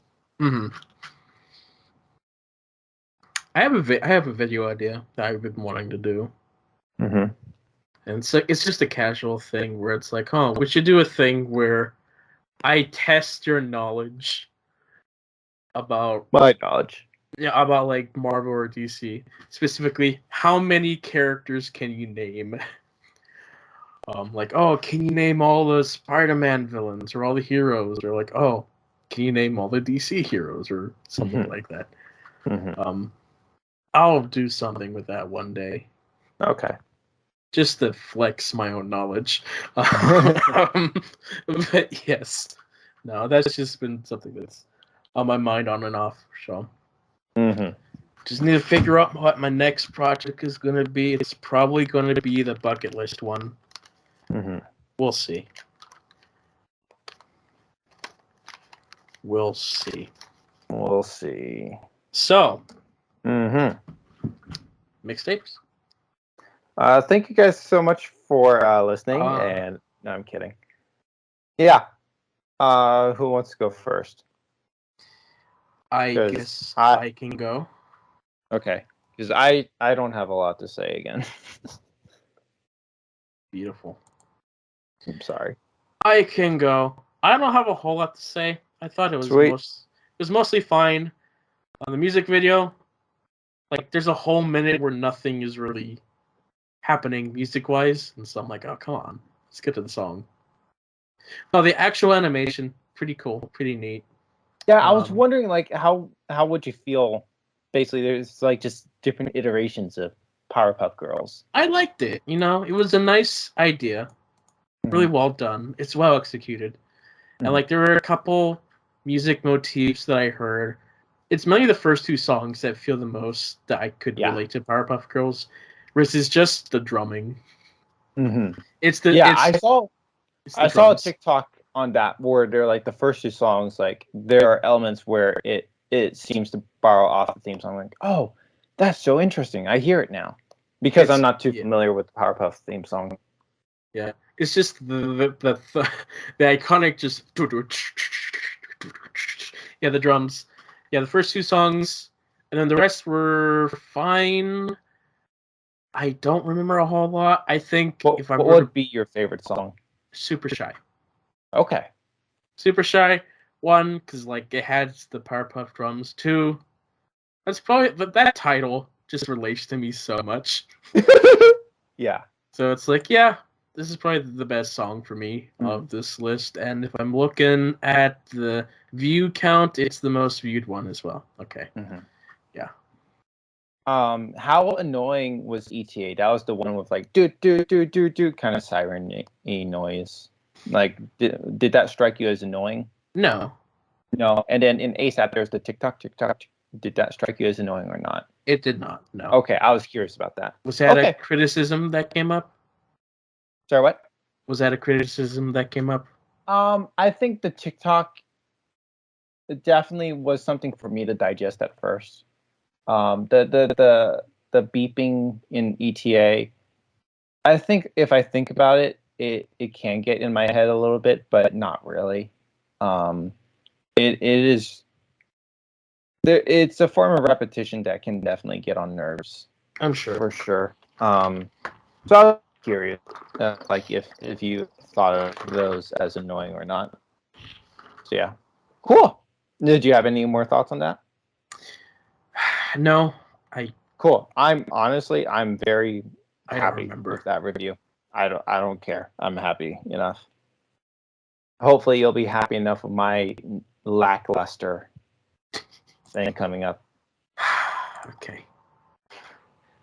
Here's the thing, John. You keep putting interesting songs at the beginning that ruin the rest of the thing. See, I think it's interesting the entire way through. So, sure. Yeah. Yeah. Okay, so like there's an element where, again, I'll say this again. You're familiar with these shows. They have more meaning to you. They have more context, especially as it relates to the Doctor Who tracks. Like they sound like nice score tracks that have absolutely no meaning to me. Okay. Like even for you, like the two New Jeans songs, like the first two songs have a little more meaning to you. They stand out a little more just because you have a little bit of context with them, right? Yes. Yeah. So again, just some of these songs are just like they sound cool, they sound great, but just like that boxing album to you, they just all sound the same. They just all blend together. I just don't know what I'm listening to. Yeah. However, the Mandalorian theme song, I was not expecting. I'm not saying like that's something I'm going to be listening to all the time, all over. I guess I just didn't expect something to sound so intricate and, dare I say, nutty like that. Like, I think I'm just so used to scores just kind of existing and being in the background and not standing out much. And then not to mention, because Marvel doesn't really have standout scores, I am the same Star Wars. Specifically under the Disney reign. Specifically under the Disney reign. Okay. That makes sense. And then, I mean, you kind of said that with the recent shows, right? So I did not expect the Mandalorian to have such such a theme as it did, and so that took me by surprise. and therefore it was so interesting that it made the rest of the playlist uninteresting. Oh boy. It was just too unique. You know what I mean? Okay. Sure. Yeah. Sure. Obviously there were some tracks that did stand out a bit. Hold Again, on. yes. For those of you listening, here's what's on the TV mixtape. It's Oh, sorry. Wait. For those of you wondering, the New Jeans thing was New Jeans' second EP, Get Up. By the way, what's this mixtape, John? Sorry, I just had to play your game. okay. Well, the mixtape is the Mandalorian theme song, the Walking Dead theme song, the theme from the Game of Thrones, setting up the lair from Arrow, the theme from Daredevil, the theme from Westworld, the theme from Constantine, the theme from Jessica Jones, Clara from Doctor Who, the Shepherd's Boy from Doctor Who, I Am the Doctor from Doctor Who, and the 90s Flash TV series theme. So, yeah, the Mandalorian theme is such an interesting track. Really enjoyed that. I think like I perked my ear a little bit about the Daredevil theme, where I'm like that. I guess that just wasn't what I was expecting, but I don't know what I was expecting at the same time. You know, Okay. I guess like just everyone just talks about how dark and brooding the Daredevil show is. That the theme didn't strike me as dark and brooding as I expected it to be. The Jessica Jones theme, again, as that is a show that I have interest in, I just thought that was interesting. As it definitely kind of sounded like a track that leans into the mystery vibe a little bit. Mm-hmm. So I thought that was interesting. The Doctor Who score tracks like are great sounding score tracks, but that's all they are to me, just score tracks, you know. Yeah. No memories about the Walking Dead theme or anything? Walking Dead theme. Let me play that. It's stirring in its own right, but sure. I don't know. It just, I guess, also with me again, like I almost like Daredevil and Jessica Jones are, shows that I have some interest of. Okay. And so I have no interest in The Walking Dead. So yeah, is it a scoring little piece? It is. Sorry, stirring little piece. It is. But also, I guess just because I didn't have that much interest in watching the show, it didn't stand out that much. Okay. I'm curious, actually. Question. So you liked the first season of Westworld, right? The first season, yes. Yeah. So what's your thoughts about if I wanted to watch the first season of Westworld? What's your thoughts about that? I mean, I'll say that it'd be interesting, but I'd put caution because there's a lot of nudity in it. So there you go. Right, but also like gore, like how it's HBO, so I don't remember gore, but like it's very much possible. it's like fake gore. That I'm not there yet. I'm not there where it's gore, you know? Right. Yeah. I don't think it's very gory, at least to my knowledge. Okay. I don't remember. It probably could be at bits, like a little bit, but that's not what I remember from the series. Mm-hmm. Well, I'll say like the composer Raymond Dwaldi, I don't know how to say his name, but the little bits of him that I heard him do, again, like Westworld or Game of Thrones themes are, I think that there's a little bit of this distinctiveness to them. Again, he also scored Iron Man and Eternals, and so like there's a little bit of distinctiveness to them that I do appreciate. Yeah. So I think there's a little more variety of instrumentation that he uses. So I think that's kind of cool. Yeah, he's pretty good. Yeah. So your favorite track, I'm assuming, is the Mandalorian one. Yeah, or at least a track that I was most intrigued by. We'll put it that way. Yeah. Gosh darn, why did I have to put it at the top? Yeah, why did you put it at the top? I don't know. I just felt like that was the best opener to have. It was too good of an opener. Sorry. You I ruined my own thing. ruined your own thing. Okay. Yeah, I listened to the thing twice. And I'm like, man, this is so something in comparison to the rest of it. Well, Okay, out of curiosity, how many times did you listen to New Jeans EP? Twice? once. Once. Okay, that's fine. Once. So at least I listened to it twice. I listened to it once this That's morning. That's fine. I listened to it twice right before I called you, so we're basically even. We're even. Yeah. We're even. I think just as time goes on, just the more our tastes just become way too apparent. Sure. Especially Yeah. as I watched all these movies that you don't care about. Mm-hmm. I Yeah. will say, okay, out of so like, what would you rather? Could I play a little? Would you rather? Okay. Yeah. Okay. Would you rather watch a Will Ferrell comedy or Good Burger? Probably Will Ferrell comedy. Okay. Because I know enough about Good Burger to not really care. Plus, Yeah. Good Burger is originally a Nickelodeon TV show, I believe. Interesting. A sitcom TV show. So Would you rather watch a Will Ferrell comedy or Juno? probably Will Ferrell. I have no idea what Juno is. Okay. Listen, Would you? Anchorman has been on my radar for like a long time. I just haven't gotten around to it. Gotcha. Would you You would probably rather watch a Will Ferrell comedy over one of the Robert Eggers movie, so I assume, right? I don't know much about them, so yeah. Okay. Okay. Yeah, I was just curious, like seeing where you are. I like Will Ferrell. Okay. Will Ferrell enough. Like I've seen a couple. Kicking and Screaming was one that I enjoyed as a kid, so Okay. Well, yeah, it's just interesting seeing like just as time goes on, just how different our tastes are. as time goes on. All right. So, here's my next mixtape. It's the Hard Times mixtape.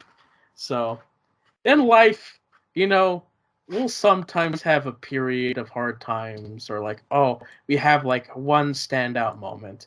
And sometimes to help yourself be comforted, you listen to different music or something. So this is my mixtape of music that comforted me during some hard times. And on this mixtape, yes, on this mixtape, we have 5 Bethel songs, Bethel music, which are In Over My Head, You Don't Miss a Thing, No Longer Slaves, Home, and Nearness. So, yeah, I listen to music from Bethel, but then, like, every church ever started doing their music on stage, and it was like, oh, you're botching the song. Come on. The rest of the track is March of the Resistance from Star Wars: The Force Awakens, The Calling from The Fat Rat, I Go Loony from The Batman Killing Joke, Cold from Ruby, and a classical piece of music called Berciuso Le Monde Gabriel for M74. So, Okay, interesting. yes, very interesting concept. I'm excited, actually. A little, Yes. you know, Most of it's variety, somber, dare I say. but A little variety, dare I say. a variety. Like Bethel, like I don't listen to a whole lot of this style of music much. Right. But like this was something that I was listening to a lot during some hard times. So there you go. Nice. Nice. I haven't made the playlist on YouTube yet. Okay. But your list is going to look like. So, again, these are my favorite songs from February. So, Honestly by Limelight, a cute little K-pop song. Cool. Immolation of Night by Invent 8, a little heavy song. Liar by Paramore, a little light song. Poppy by Stacy, the Korean version, because why listen to the Japanese version? you very much have the power to listen to the Japanese version because I think you like the Japanese a little more than the Koreans. What did I? Anime. But I I will present to you the Korean version, and if you so want to check out the Japanese version, you very much can. I won't. And then a little song by 50/50 that you might have heard before. It's called Cupid. It was definitely everywhere and kind of still is everywhere. Still charting high on the Hot 100, surprisingly. But I liked the song before it was viral. So that's my little claim to fame right there. Yeah. So I will get that to you. And those will be your 5 songs. Listen, here's the thing. The New Jeans EP was 6 songs, but that was 12 minutes. So this playlist is, 5 songs. It's probably going to be at least 15 minutes. So you had it easy. Know that. You had it easy. One of those freaking New Jeans songs wasn't even a minute long. Oh boy. Boy, all these Bethel songs are really long. It's fine. Just provide they're distinct enough, which they probably won't be. No. Like at some point they all sound the same. Right. I am familiar with No Longer Slaves, so I might skip that one in my initial listen just to let the other ones stand out a little more. Yeah. No Longer Slaves, boy. Just that's the one that every church started doing, and I just hated them for that because I just couldn't listen to the song anymore. Yeah. It was just overused, overplayed, and poorly sung. If I'm being honest, it's like, no, don't sing that song. Stop it. No. But your list looks interesting for sure. So I'm kind of excited. So do you like the Fat Rat? Yes. Yeah. I like some of his songs. Okay, so not some of them really stand out. So I mainly know the Fat Rat from just music videos, like fan music videos. People just take his songs and just make a music video out of it, and because of that, I know the Fat Rat. I've known about the Fat Rat for a long time. Gotcha. I might throw in an extra song for you for funsies. This song released last year. It's called, I don't remember what it's called, but it features a K-pop group called Everglow. So basically just on vocals. So I might throw that in outside of the playlist just to see if you like the song or not. So, yeah. Do you know the Fat Rat very well? Just a couple of his songs, but more or less because of the 2 K-pop collaborations he's done. And then I had a coworker who really liked the Fat Rat, and so one time I went on a car ride with him, and he could not stop playing the Fat Rat. Yeah. Nice. That's my experience. Yes. Yes. Nice. Yes. Very nice. And Cold, was that a song that was in the playlist for Ruby? It was not. Was not. So yeah, no, I specifically didn't add it because it's not so much. It doesn't really work in part of the story. It was more like an homage to the creator of the show. Gotcha. So, I try very hard not to have repeated songs in my playlist. So, I was talking to my roommate, and you'll probably hate me for saying this, even though I've said this to you before, but I'll say it again because I love saying it. I legitimately one day want to watch the Star Wars sequels. Yeah. And I legitimately want to hate The Force Awakens. I legitimately want to hate whatever, Rise of the Skywalker. Okay. I legitimately want to absolutely love The Last Jedi. I hope I adore that movie to pieces. I hope I see it as a cinematic Star Wars masterpiece. I hope I can, if someone asks me, what's your favorite Star Wars movies? And I say, I'm not huge on Star Wars, but I have 2 movies I really like. I really love Revenge of the Sith, but I also really love The Last Jedi. Obviously, I don't hope that you hate anything, but I can't manage your expectations, and it's I can't give you anything either way. I just, I'm just. Do what you want. Like The Last Jedi is like my one of my friends' favorite Star Wars film, and I just like, oh, dude. Man, I'll be so happy if that ends up being one of my favorite Star Wars movies. I legitimately want to love that movie. Okay, well, you probably might. Because there's some people like it spits in the name of Star Wars, and I'd be like, perfect. I mean, pretty much the sequel trilogy just spits in the Yeah. name of Star Wars in general. Which I'll just say, in general, it's a darn shame. It is a darn shame. Like, each one of them is like spitting on each other. Yeah. Like Force Awakens spits on the prequels. Last Jedi. I feel like again, I keep talking about wanting to try to appreciate Star Wars more, but I don't know if I want to go through all the effort of rewatching stuff from Star Wars just to watch the sequel trilogy. So I might just end up watching the sequel trilogy one day. That's fair. Yeah. Especially if they're so ostracized in the minds of other people. Why must I have to build up to watching them by rewatching the older stuff? Right. You know the what older I mean? stuff mainly you have to rewatch it for like other stuff like the Disney Plus Right. shows. The sequels are really the only ones that kind of stand by itself where you can watch it without getting any context. Yeah.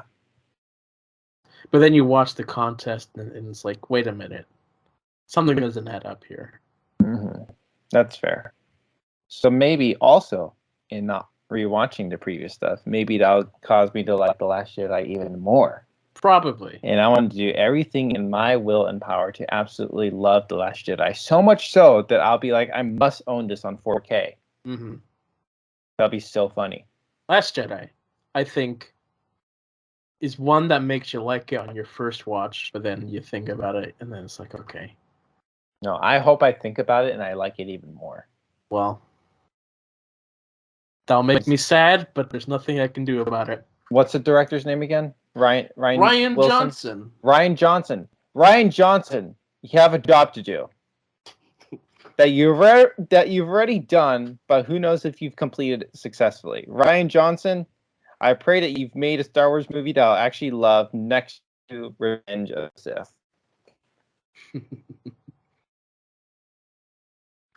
Am I making you die inside? No. No.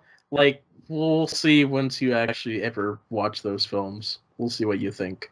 You know what? I've mentioned it a few times with my roommate to the point where I'm like, I really want to watch them just to spite in the face of fans. So I feel like it's gonna happen at some point.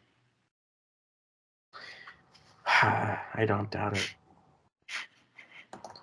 But you know, if you ever want to understand a little bit about like Batman stuff, watch my new video where I rank the different Batman appearances up to 2020 because that was when I made the ranking. Why didn't you include, after that? Because I made the list back in 2020, that's when I intended to make it, but I didn't. So instead of going through the effort of redoing the... You just rewatched the Patterson one! So here's the thing. I built that tier maker by myself. I built that. And like in order to add them, I have to redo the whole thing. I don't have the original files I made to build that, so I had to redo everything. I don't want to do that. Like that video would probably never come out if I had to do that. So I just sacrificed 3 years of films. I made a mention in it in the video, be like, I didn't add this, but if I did, I put it here. That's what I said. Okay? Okay. You're a silly little man. Yeah. It's 10 minutes long. Don't yell at me. John. No, I'm not gonna say it. Oh? Oh? You want me to say it? Do you have $15 on you? I might. But do you? I'm broke. No. Exactly. That's what I was kind of gonna lean into. I was gonna be like, who has a job, me Right. or you? Here's the thing. I have money saved up. Yeah, I know you do. I was just saying that, like, you're the one who doesn't have a job. You could easily remake it compared to me, who does have a job and is working my cheeks off. Yeah, it's fine. Yeah. I don't know. I guess, like, I'm still a little surprised you didn't update it, but at least you made mention of it. But Yeah. No. did the Flash ruin your ranking? No. Why? I don't know. Maybe they fatherlessed some Batman appearances in it. I didn't even think about the Flash when doing the list. In fact, had I even watched the Flash when I recorded the video, I don't think I did. Okay. Do you think it would have affected it a bit? No. No. No, because, like, really, it's just, like, the original appearance is what I focused on.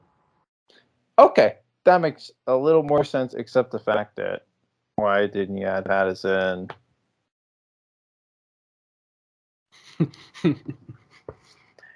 Don't worry. Okay, I have a question. Yes. So you dove into Batman and Bruce Wayne, or just Batman? Just Batman. Okay. Yeah. No, Bruce Wayne, I didn't really talk about because there's more Batman than Bruce Wayne. Okay. So not every Batman does Bruce Wayne. Since you didn't really have it in your list, I'll just ask this question. Does Pattinson rank pretty high or pretty low or pretty mid in your list? So as a Batman, I'd say he's pretty high. As a Bruce Wayne, Okay. pretty mid or low. Yeah, I'd agree. But I couldn't take him seriously as Bruce Wayne. And I already had a hard enough time taking him seriously as Batman. And it has nothing to do about him being Pattinson. It's just other elements the of direction of the character, which hopefully, honestly, even the writing. if they follow the story that I think they're doing, he's going to be a much better Bruce Wayne in the next film as a character arc. So we talked about it before, but I've not seen a lot of mystery movies, stories even, and so I could not take the detective part of Batman seriously in the Batman. Yeah, it was goofy to me. I couldn't take it seriously. I'm like, it didn't make sense to me. It's most of Batman. Yeah, all we see in the movies is just the action part of it. Right. So yeah, so that was hard to take seriously. Oh, okay. And then also him as, we're gonna go that way, Bruce Wayne. Just there wasn't enough to really develop him as Bruce Wayne, but also the little bit I did see, I couldn't take it seriously. Now, if you were to want me to do a tier list video on a different character, what character would you want me to do? Well, what other character has had a lot of other appearances in media except for Superman? You know what I mean? Right. I can't think of any others. You know what I mean? Well, Joker's another, but it's like basically not just DC, but like Marvel as well. Well, that's the thing. Marvel, we've not had enough iterations unless you're gonna go into the comics. Sorry, not comics, cartoons. You know what I mean? I mean, I went with the cartoons for the Batman one as well, so. Right. So I guess, like, if you dove into X-Men stuff, you know what I mean? Because those have more varying appearances, it feels like, than other characters, besides Spider-Man. Spider-Man has the most. Right. So that's probably the main one I could do. Right. Well, I will say, kind of thinking about it a little, I've seen 3 versions of Professor X. The 90s cartoon and a R2 live action Professor X's. Right, okay. And there are 3 different iterations. They're not alike. And so that would be an interesting one because they're just different takes. Yes. And I bet other ones have different takes. Obviously, they're all Professor X, so they're similar in ways, but they're also just different from what I've seen. Mm-hmm. Yes. Another point of order that's not something I was active on, but like all of the pony episodes that I had edited and re-uploaded, they're all uploaded now. So that was something that happened. I scheduled them all months ago to upload one a day, so they're done now. And the most recent ones got some decent views, so Nice. That's nice. Any new subscribers? I don't know. I haven't been looking at the analytics for that. It's just what it is. But like, I'm glad that those ones got something, because those were the ones that weren't on YouTube originally. Mm-hmm.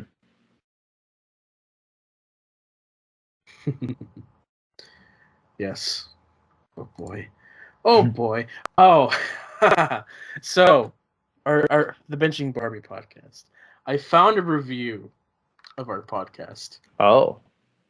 on Apple Podcasts, and it's like, oh boy, it's something. Like, not most. There's 3 reviews that we have in total. They're not positive. One is that these dudes should not be hosting a podcast. But one actually was very specific, and I applaud them for that. And it's like, okay, the pacing is slow. There's very long, dramatic pauses. I agree, but I was under the impression that we were editing those out, so I guess, I too guess much. he didn't edit them. No, he told me it's like, it's too much work. I'm like, I agree, it's too much work, but still. But here's the thing: if you're gonna put in the effort to do a podcast, and especially a podcast like that, put in the effort. Right. So like, he wants to hire an editor one day, which would probably help with that. But okay. But here's the thing: either you build an audience now, or you don't get, or you have less of an audience later. Yeah, we have a decent audience right now, so there's that. But yeah, that's good constructive criticism that we're been given here. Mm-hmm. I agree. His note on me though is John's cadence is much better, but he definitely doesn't have as much airtime, because he does most of the talking. Mm-hmm. I sit there and respond, yeah, yeah. So it's like the complete opposite of this podcast, where I'm talking, hosting, and like, there I'm listening for the most part. Right. It's interesting. It's interesting how our dynamics are between the two of us. Yeah. I don't know. Sometimes I think about this podcast and I see this more as a way that I can talk to you and for doing this for the public. And sometimes I have second thoughts about this being public. You know what I mean? This is a terrible podcast, if I'm being honest. Yeah. But like, I like doing it with us. I like doing it for us. Yes. But there's definitely moments where I'm like, I kind of don't like that this is public. How do you feel about that? Because here's the thing. I think one thing I think about myself is kind of beyond my opinions evolving and changing is the fact that, not that I've said, I've probably spouted some incorrect facts or thought processes. Yeah. And I remember there was this one time there was this band that was releasing an album. So I did a reaction to the first single, and then I did a reaction to another single. The first single, I didn't have a very positive reaction. Then in a later video, I mentioned the song, and I had a more positive approach to the song because I let it grow on me, right? And the person commented and said, "But I thought you didn't like the song." Well, buddy, opinions change and evolve.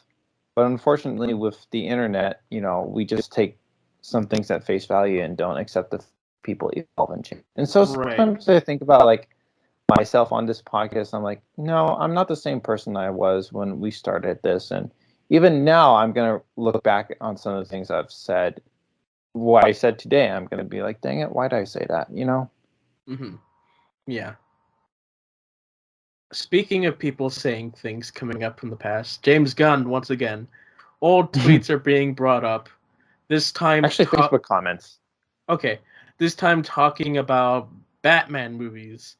The two notable ones were he talked about the '89 Batman movie and the Nolan trilogy, at least the first two, in that he did not like either of those films.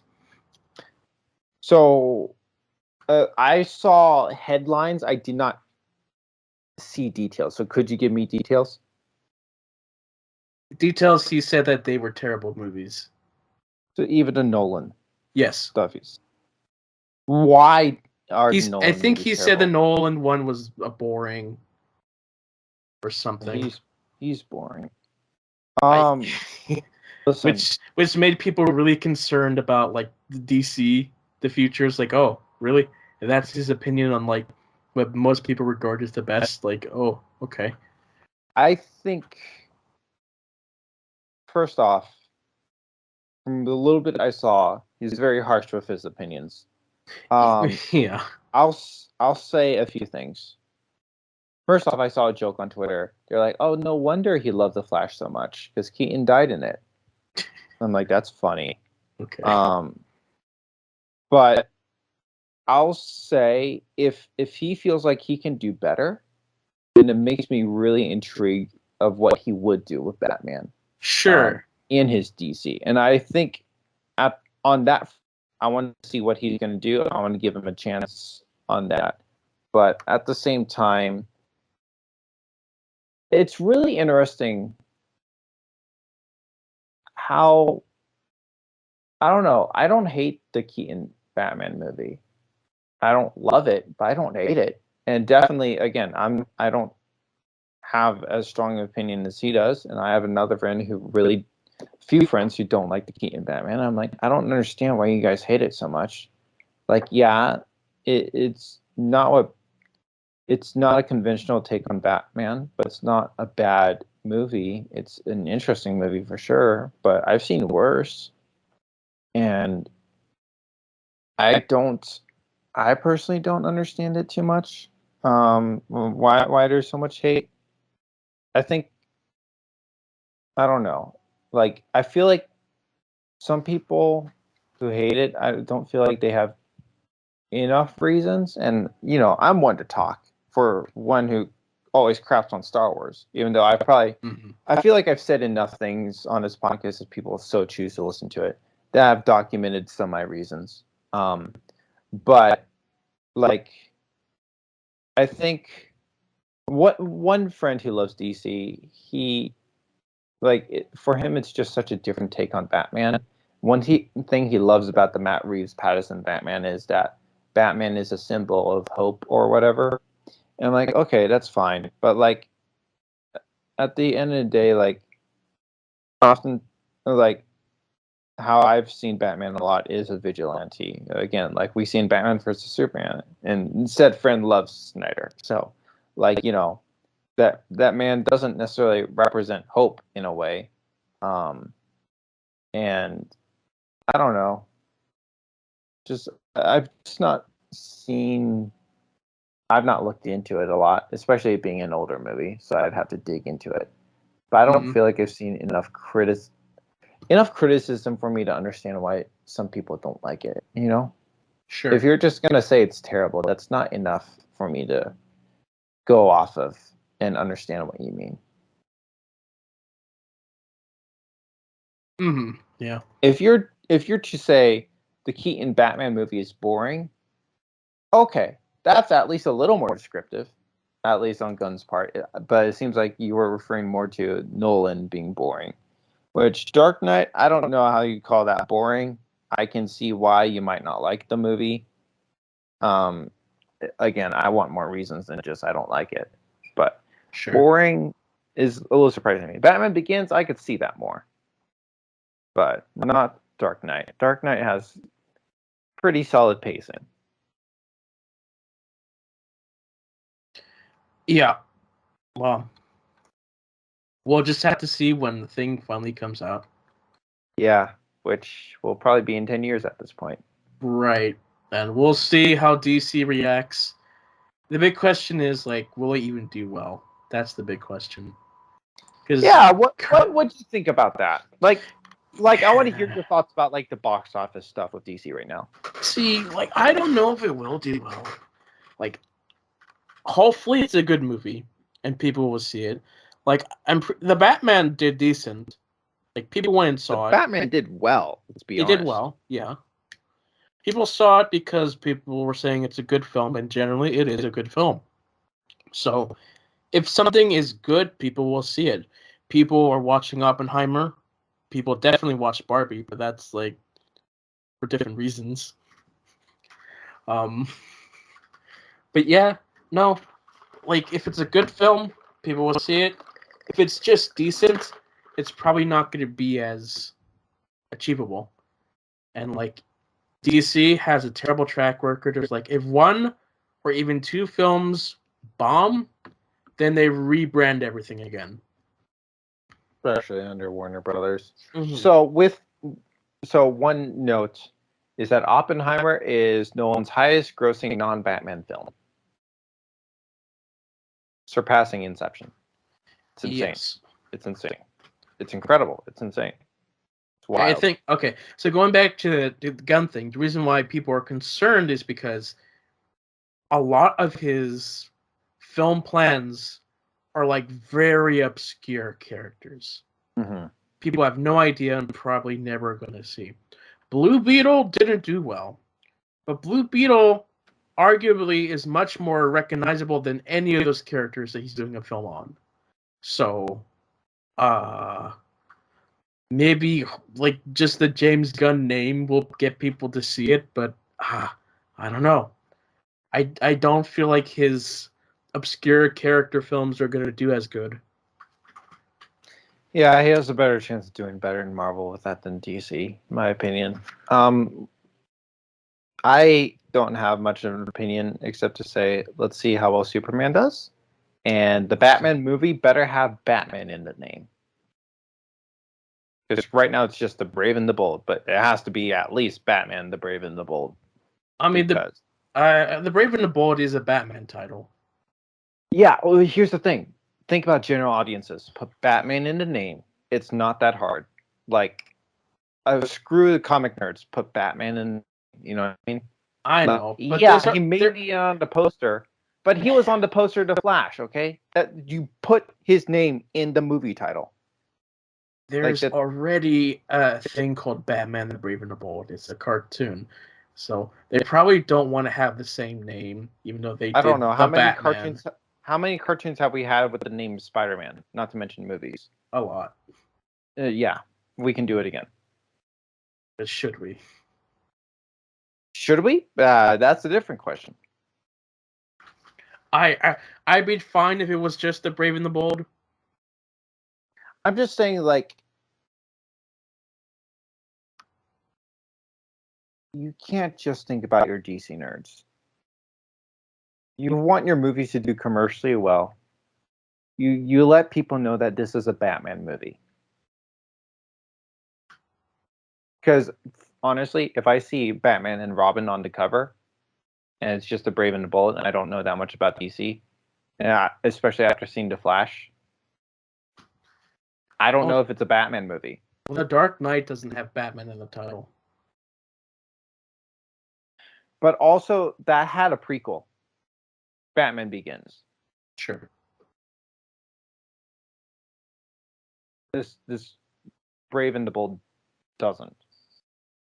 So, I mean, that is a fair point. I will say that. But also, like, I will say also, there, to kind of throw in a little argument, is also, like, many posters I've seen of The Dark Knight is simply Batman on the cover. Well, Brave and the Bold is probably going to have some Robin character figure on it. Probably, yeah. Yeah. So, I don't know. You know what? I could be very much wrong, but I do feel like I think right now DC needs to maximize profitability. And I think that one little thing can just help maximize it a little bit, you know? Sure. Because again, Warner Brothers is so in the dumps right now. Like, just maximize it. In my opinion, yeah, the movie's not coming for another 4 years or something, but still, I don't know, man. It's crazy. But I'm really curious how well or not well the upcoming Superman movie is going to do. We'll see. If it doesn't do well, what do you think should happen? Probably just lower the budget and just see what the next film does. Yeah, that's probably smart. Lower budgets. Yeah, no, I do think that would be something really interesting to see and experiment with. Just lower budgets. Like, Just I understand it's a superhero movie, so there's more CGI involved or whatever. right. But lower the budgets. Just lower the budgets. Mm-hmm. Yeah, lower the budget and have so much focus on pre-production. Yes, because that will save you so much money and time. Like Christopher Nolan has got everything down spat. Like he knows exactly what he's filming and what day. Yep. Like everything's queued up, and it's like he doesn't do ADR reshoots. He's like everything is done, and it shows in his film like the amount of thought he puts into everything. Mm-hmm. So, neato. But yeah, hopefully, I think Superman would do decent. Because it's been a long time that we've had a Superman movie, just Superman. Right. So people... And what the movie's currently due for 25, so it'll be 12 years at that point, right? Oh, yeah. Since Man of Steel. Since Man of Steel, like, not counting Batman v Superman or Justice League. Right. It's been a long time since we've had a Superman film not in animation. Right. So, it's about time. Oh no, man! Like, I'll watch it when it hits Max. I'll say that. Hey, if people say it's so good, I'll think about seeing it in theaters. But I don't know. I don't care enough. You know. I'll watch the trailer. Based on that, I'll think about seeing it in theaters or not. Mm-hmm. However, the movie I will consider seeing in theaters is Supergirl. Because I'm very intrigued with the story he chose for it. So, Mm-hmm. And then who knows? Maybe my core tolerance will be a little higher by then. Yes, which it probably will. Makes you want to start watching Supergirl content. So I'm very intrigued by the Supergirl movie. Mm-hmm. But other things, not interested. Yeah. I don't that remember it's coming out anymore. You know? Yeah, I'm just... Well, like, again, I'm watching things with my roommate. There's so many things we want to watch. You know, I have a whole list of things on Paramount Plus. You gave me a list of things to watch. There's a lot of TV shows we want to watch that we haven't hit yet. There's a lot of Korean content we want to watch that we haven't hit yet. Heck, there's stuff on YouTube that we want to watch that we haven't watched. There's so much stuff I want to watch. And honestly, I'm okay if things are delayed at this point because there's so much I want to watch. Sure. So maybe you could expand your mind a little bit and yeah. Expand my mind. Expand your mind. Is your mom still home? No, I don't know. She's with my grandparents right now. But is she coming home at some point? Yeah. Soundtrack number 1 on Disney Plus. No. You suck. I suck. Yes. I have to know something about what I'm watching. It's a cute little romance 4-episode miniseries. Mm-hmm. Mm-hmm. Sure. So your mom will love it. I'm sure she would. So yeah. You should right now, I'm getting into Battlestar Galactica, the original 60s show. How's that been? We watched the first episode. It's too long, but how long is it? So the first episode is like 2.5 hours, and it really feels like 3 episodes put together. Mm-hmm. But the normal show is about like 40 to an hour minutes. Gotcha. So it's like a lower budget Star Wars, but it's like the effects are really decent. They have aged so well. I'd argue much better than what we have today for TV. So good on them. I'm intrigued enough. Mm-hmm. I'll watch it. I bought the DVD. Why not? Yeah, you watch it. I'm just going back in time watching older things because I'm not really interested in what's coming out now. So Yeah. That's how I am. But you very much could watch soundtrack number 1 on Disney Plus. I doubt it. Because it's good.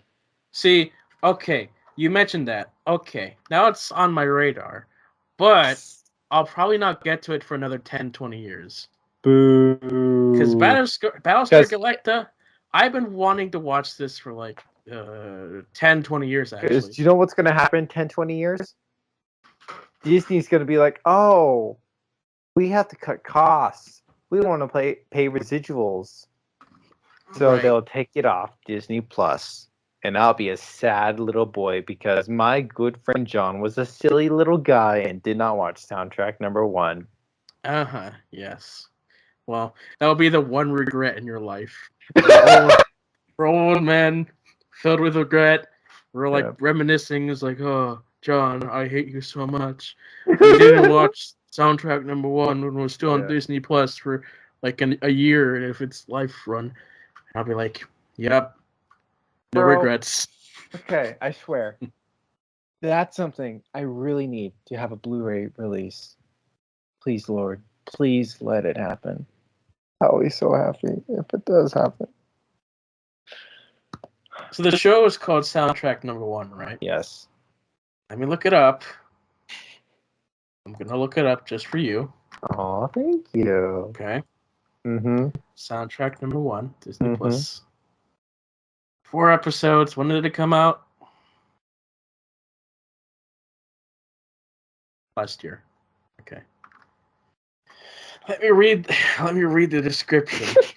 Read it out loud. Unsu is asked to write lyrics for a song for a famous composer, but her lyrics lack emotions of unrequited love and is therefore rejected. Okay. One day, Unsu finds out that Sunwoo has a crush on someone.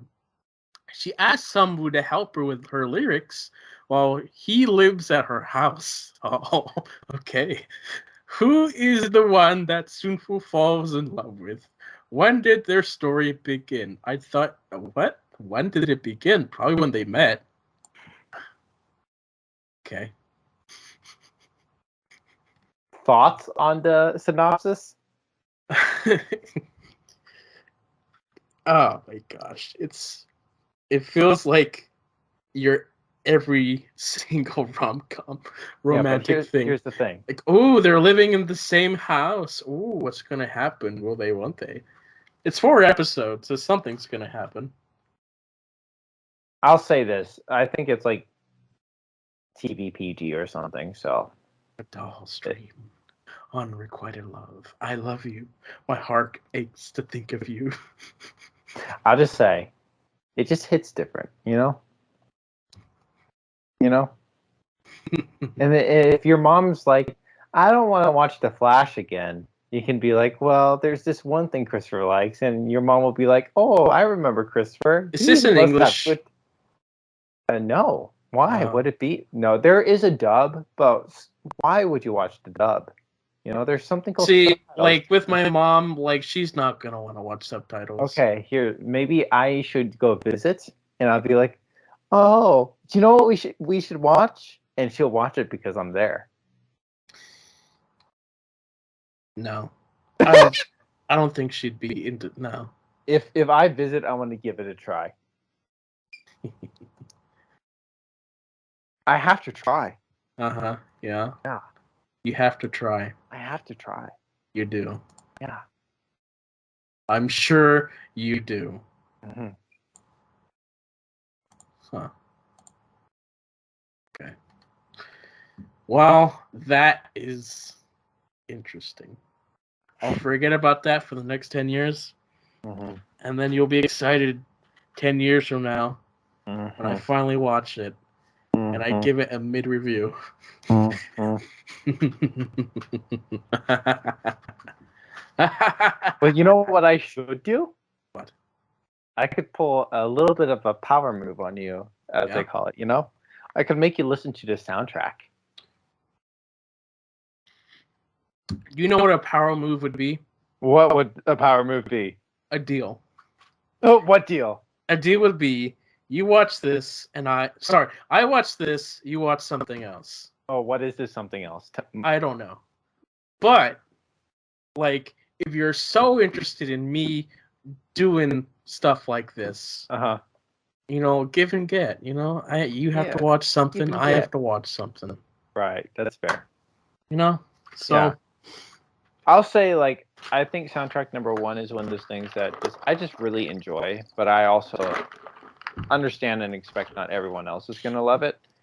Like, honestly, if there's something I really want you to watch, it'd be What's Up, Doc. Like, that's something I really want you to see.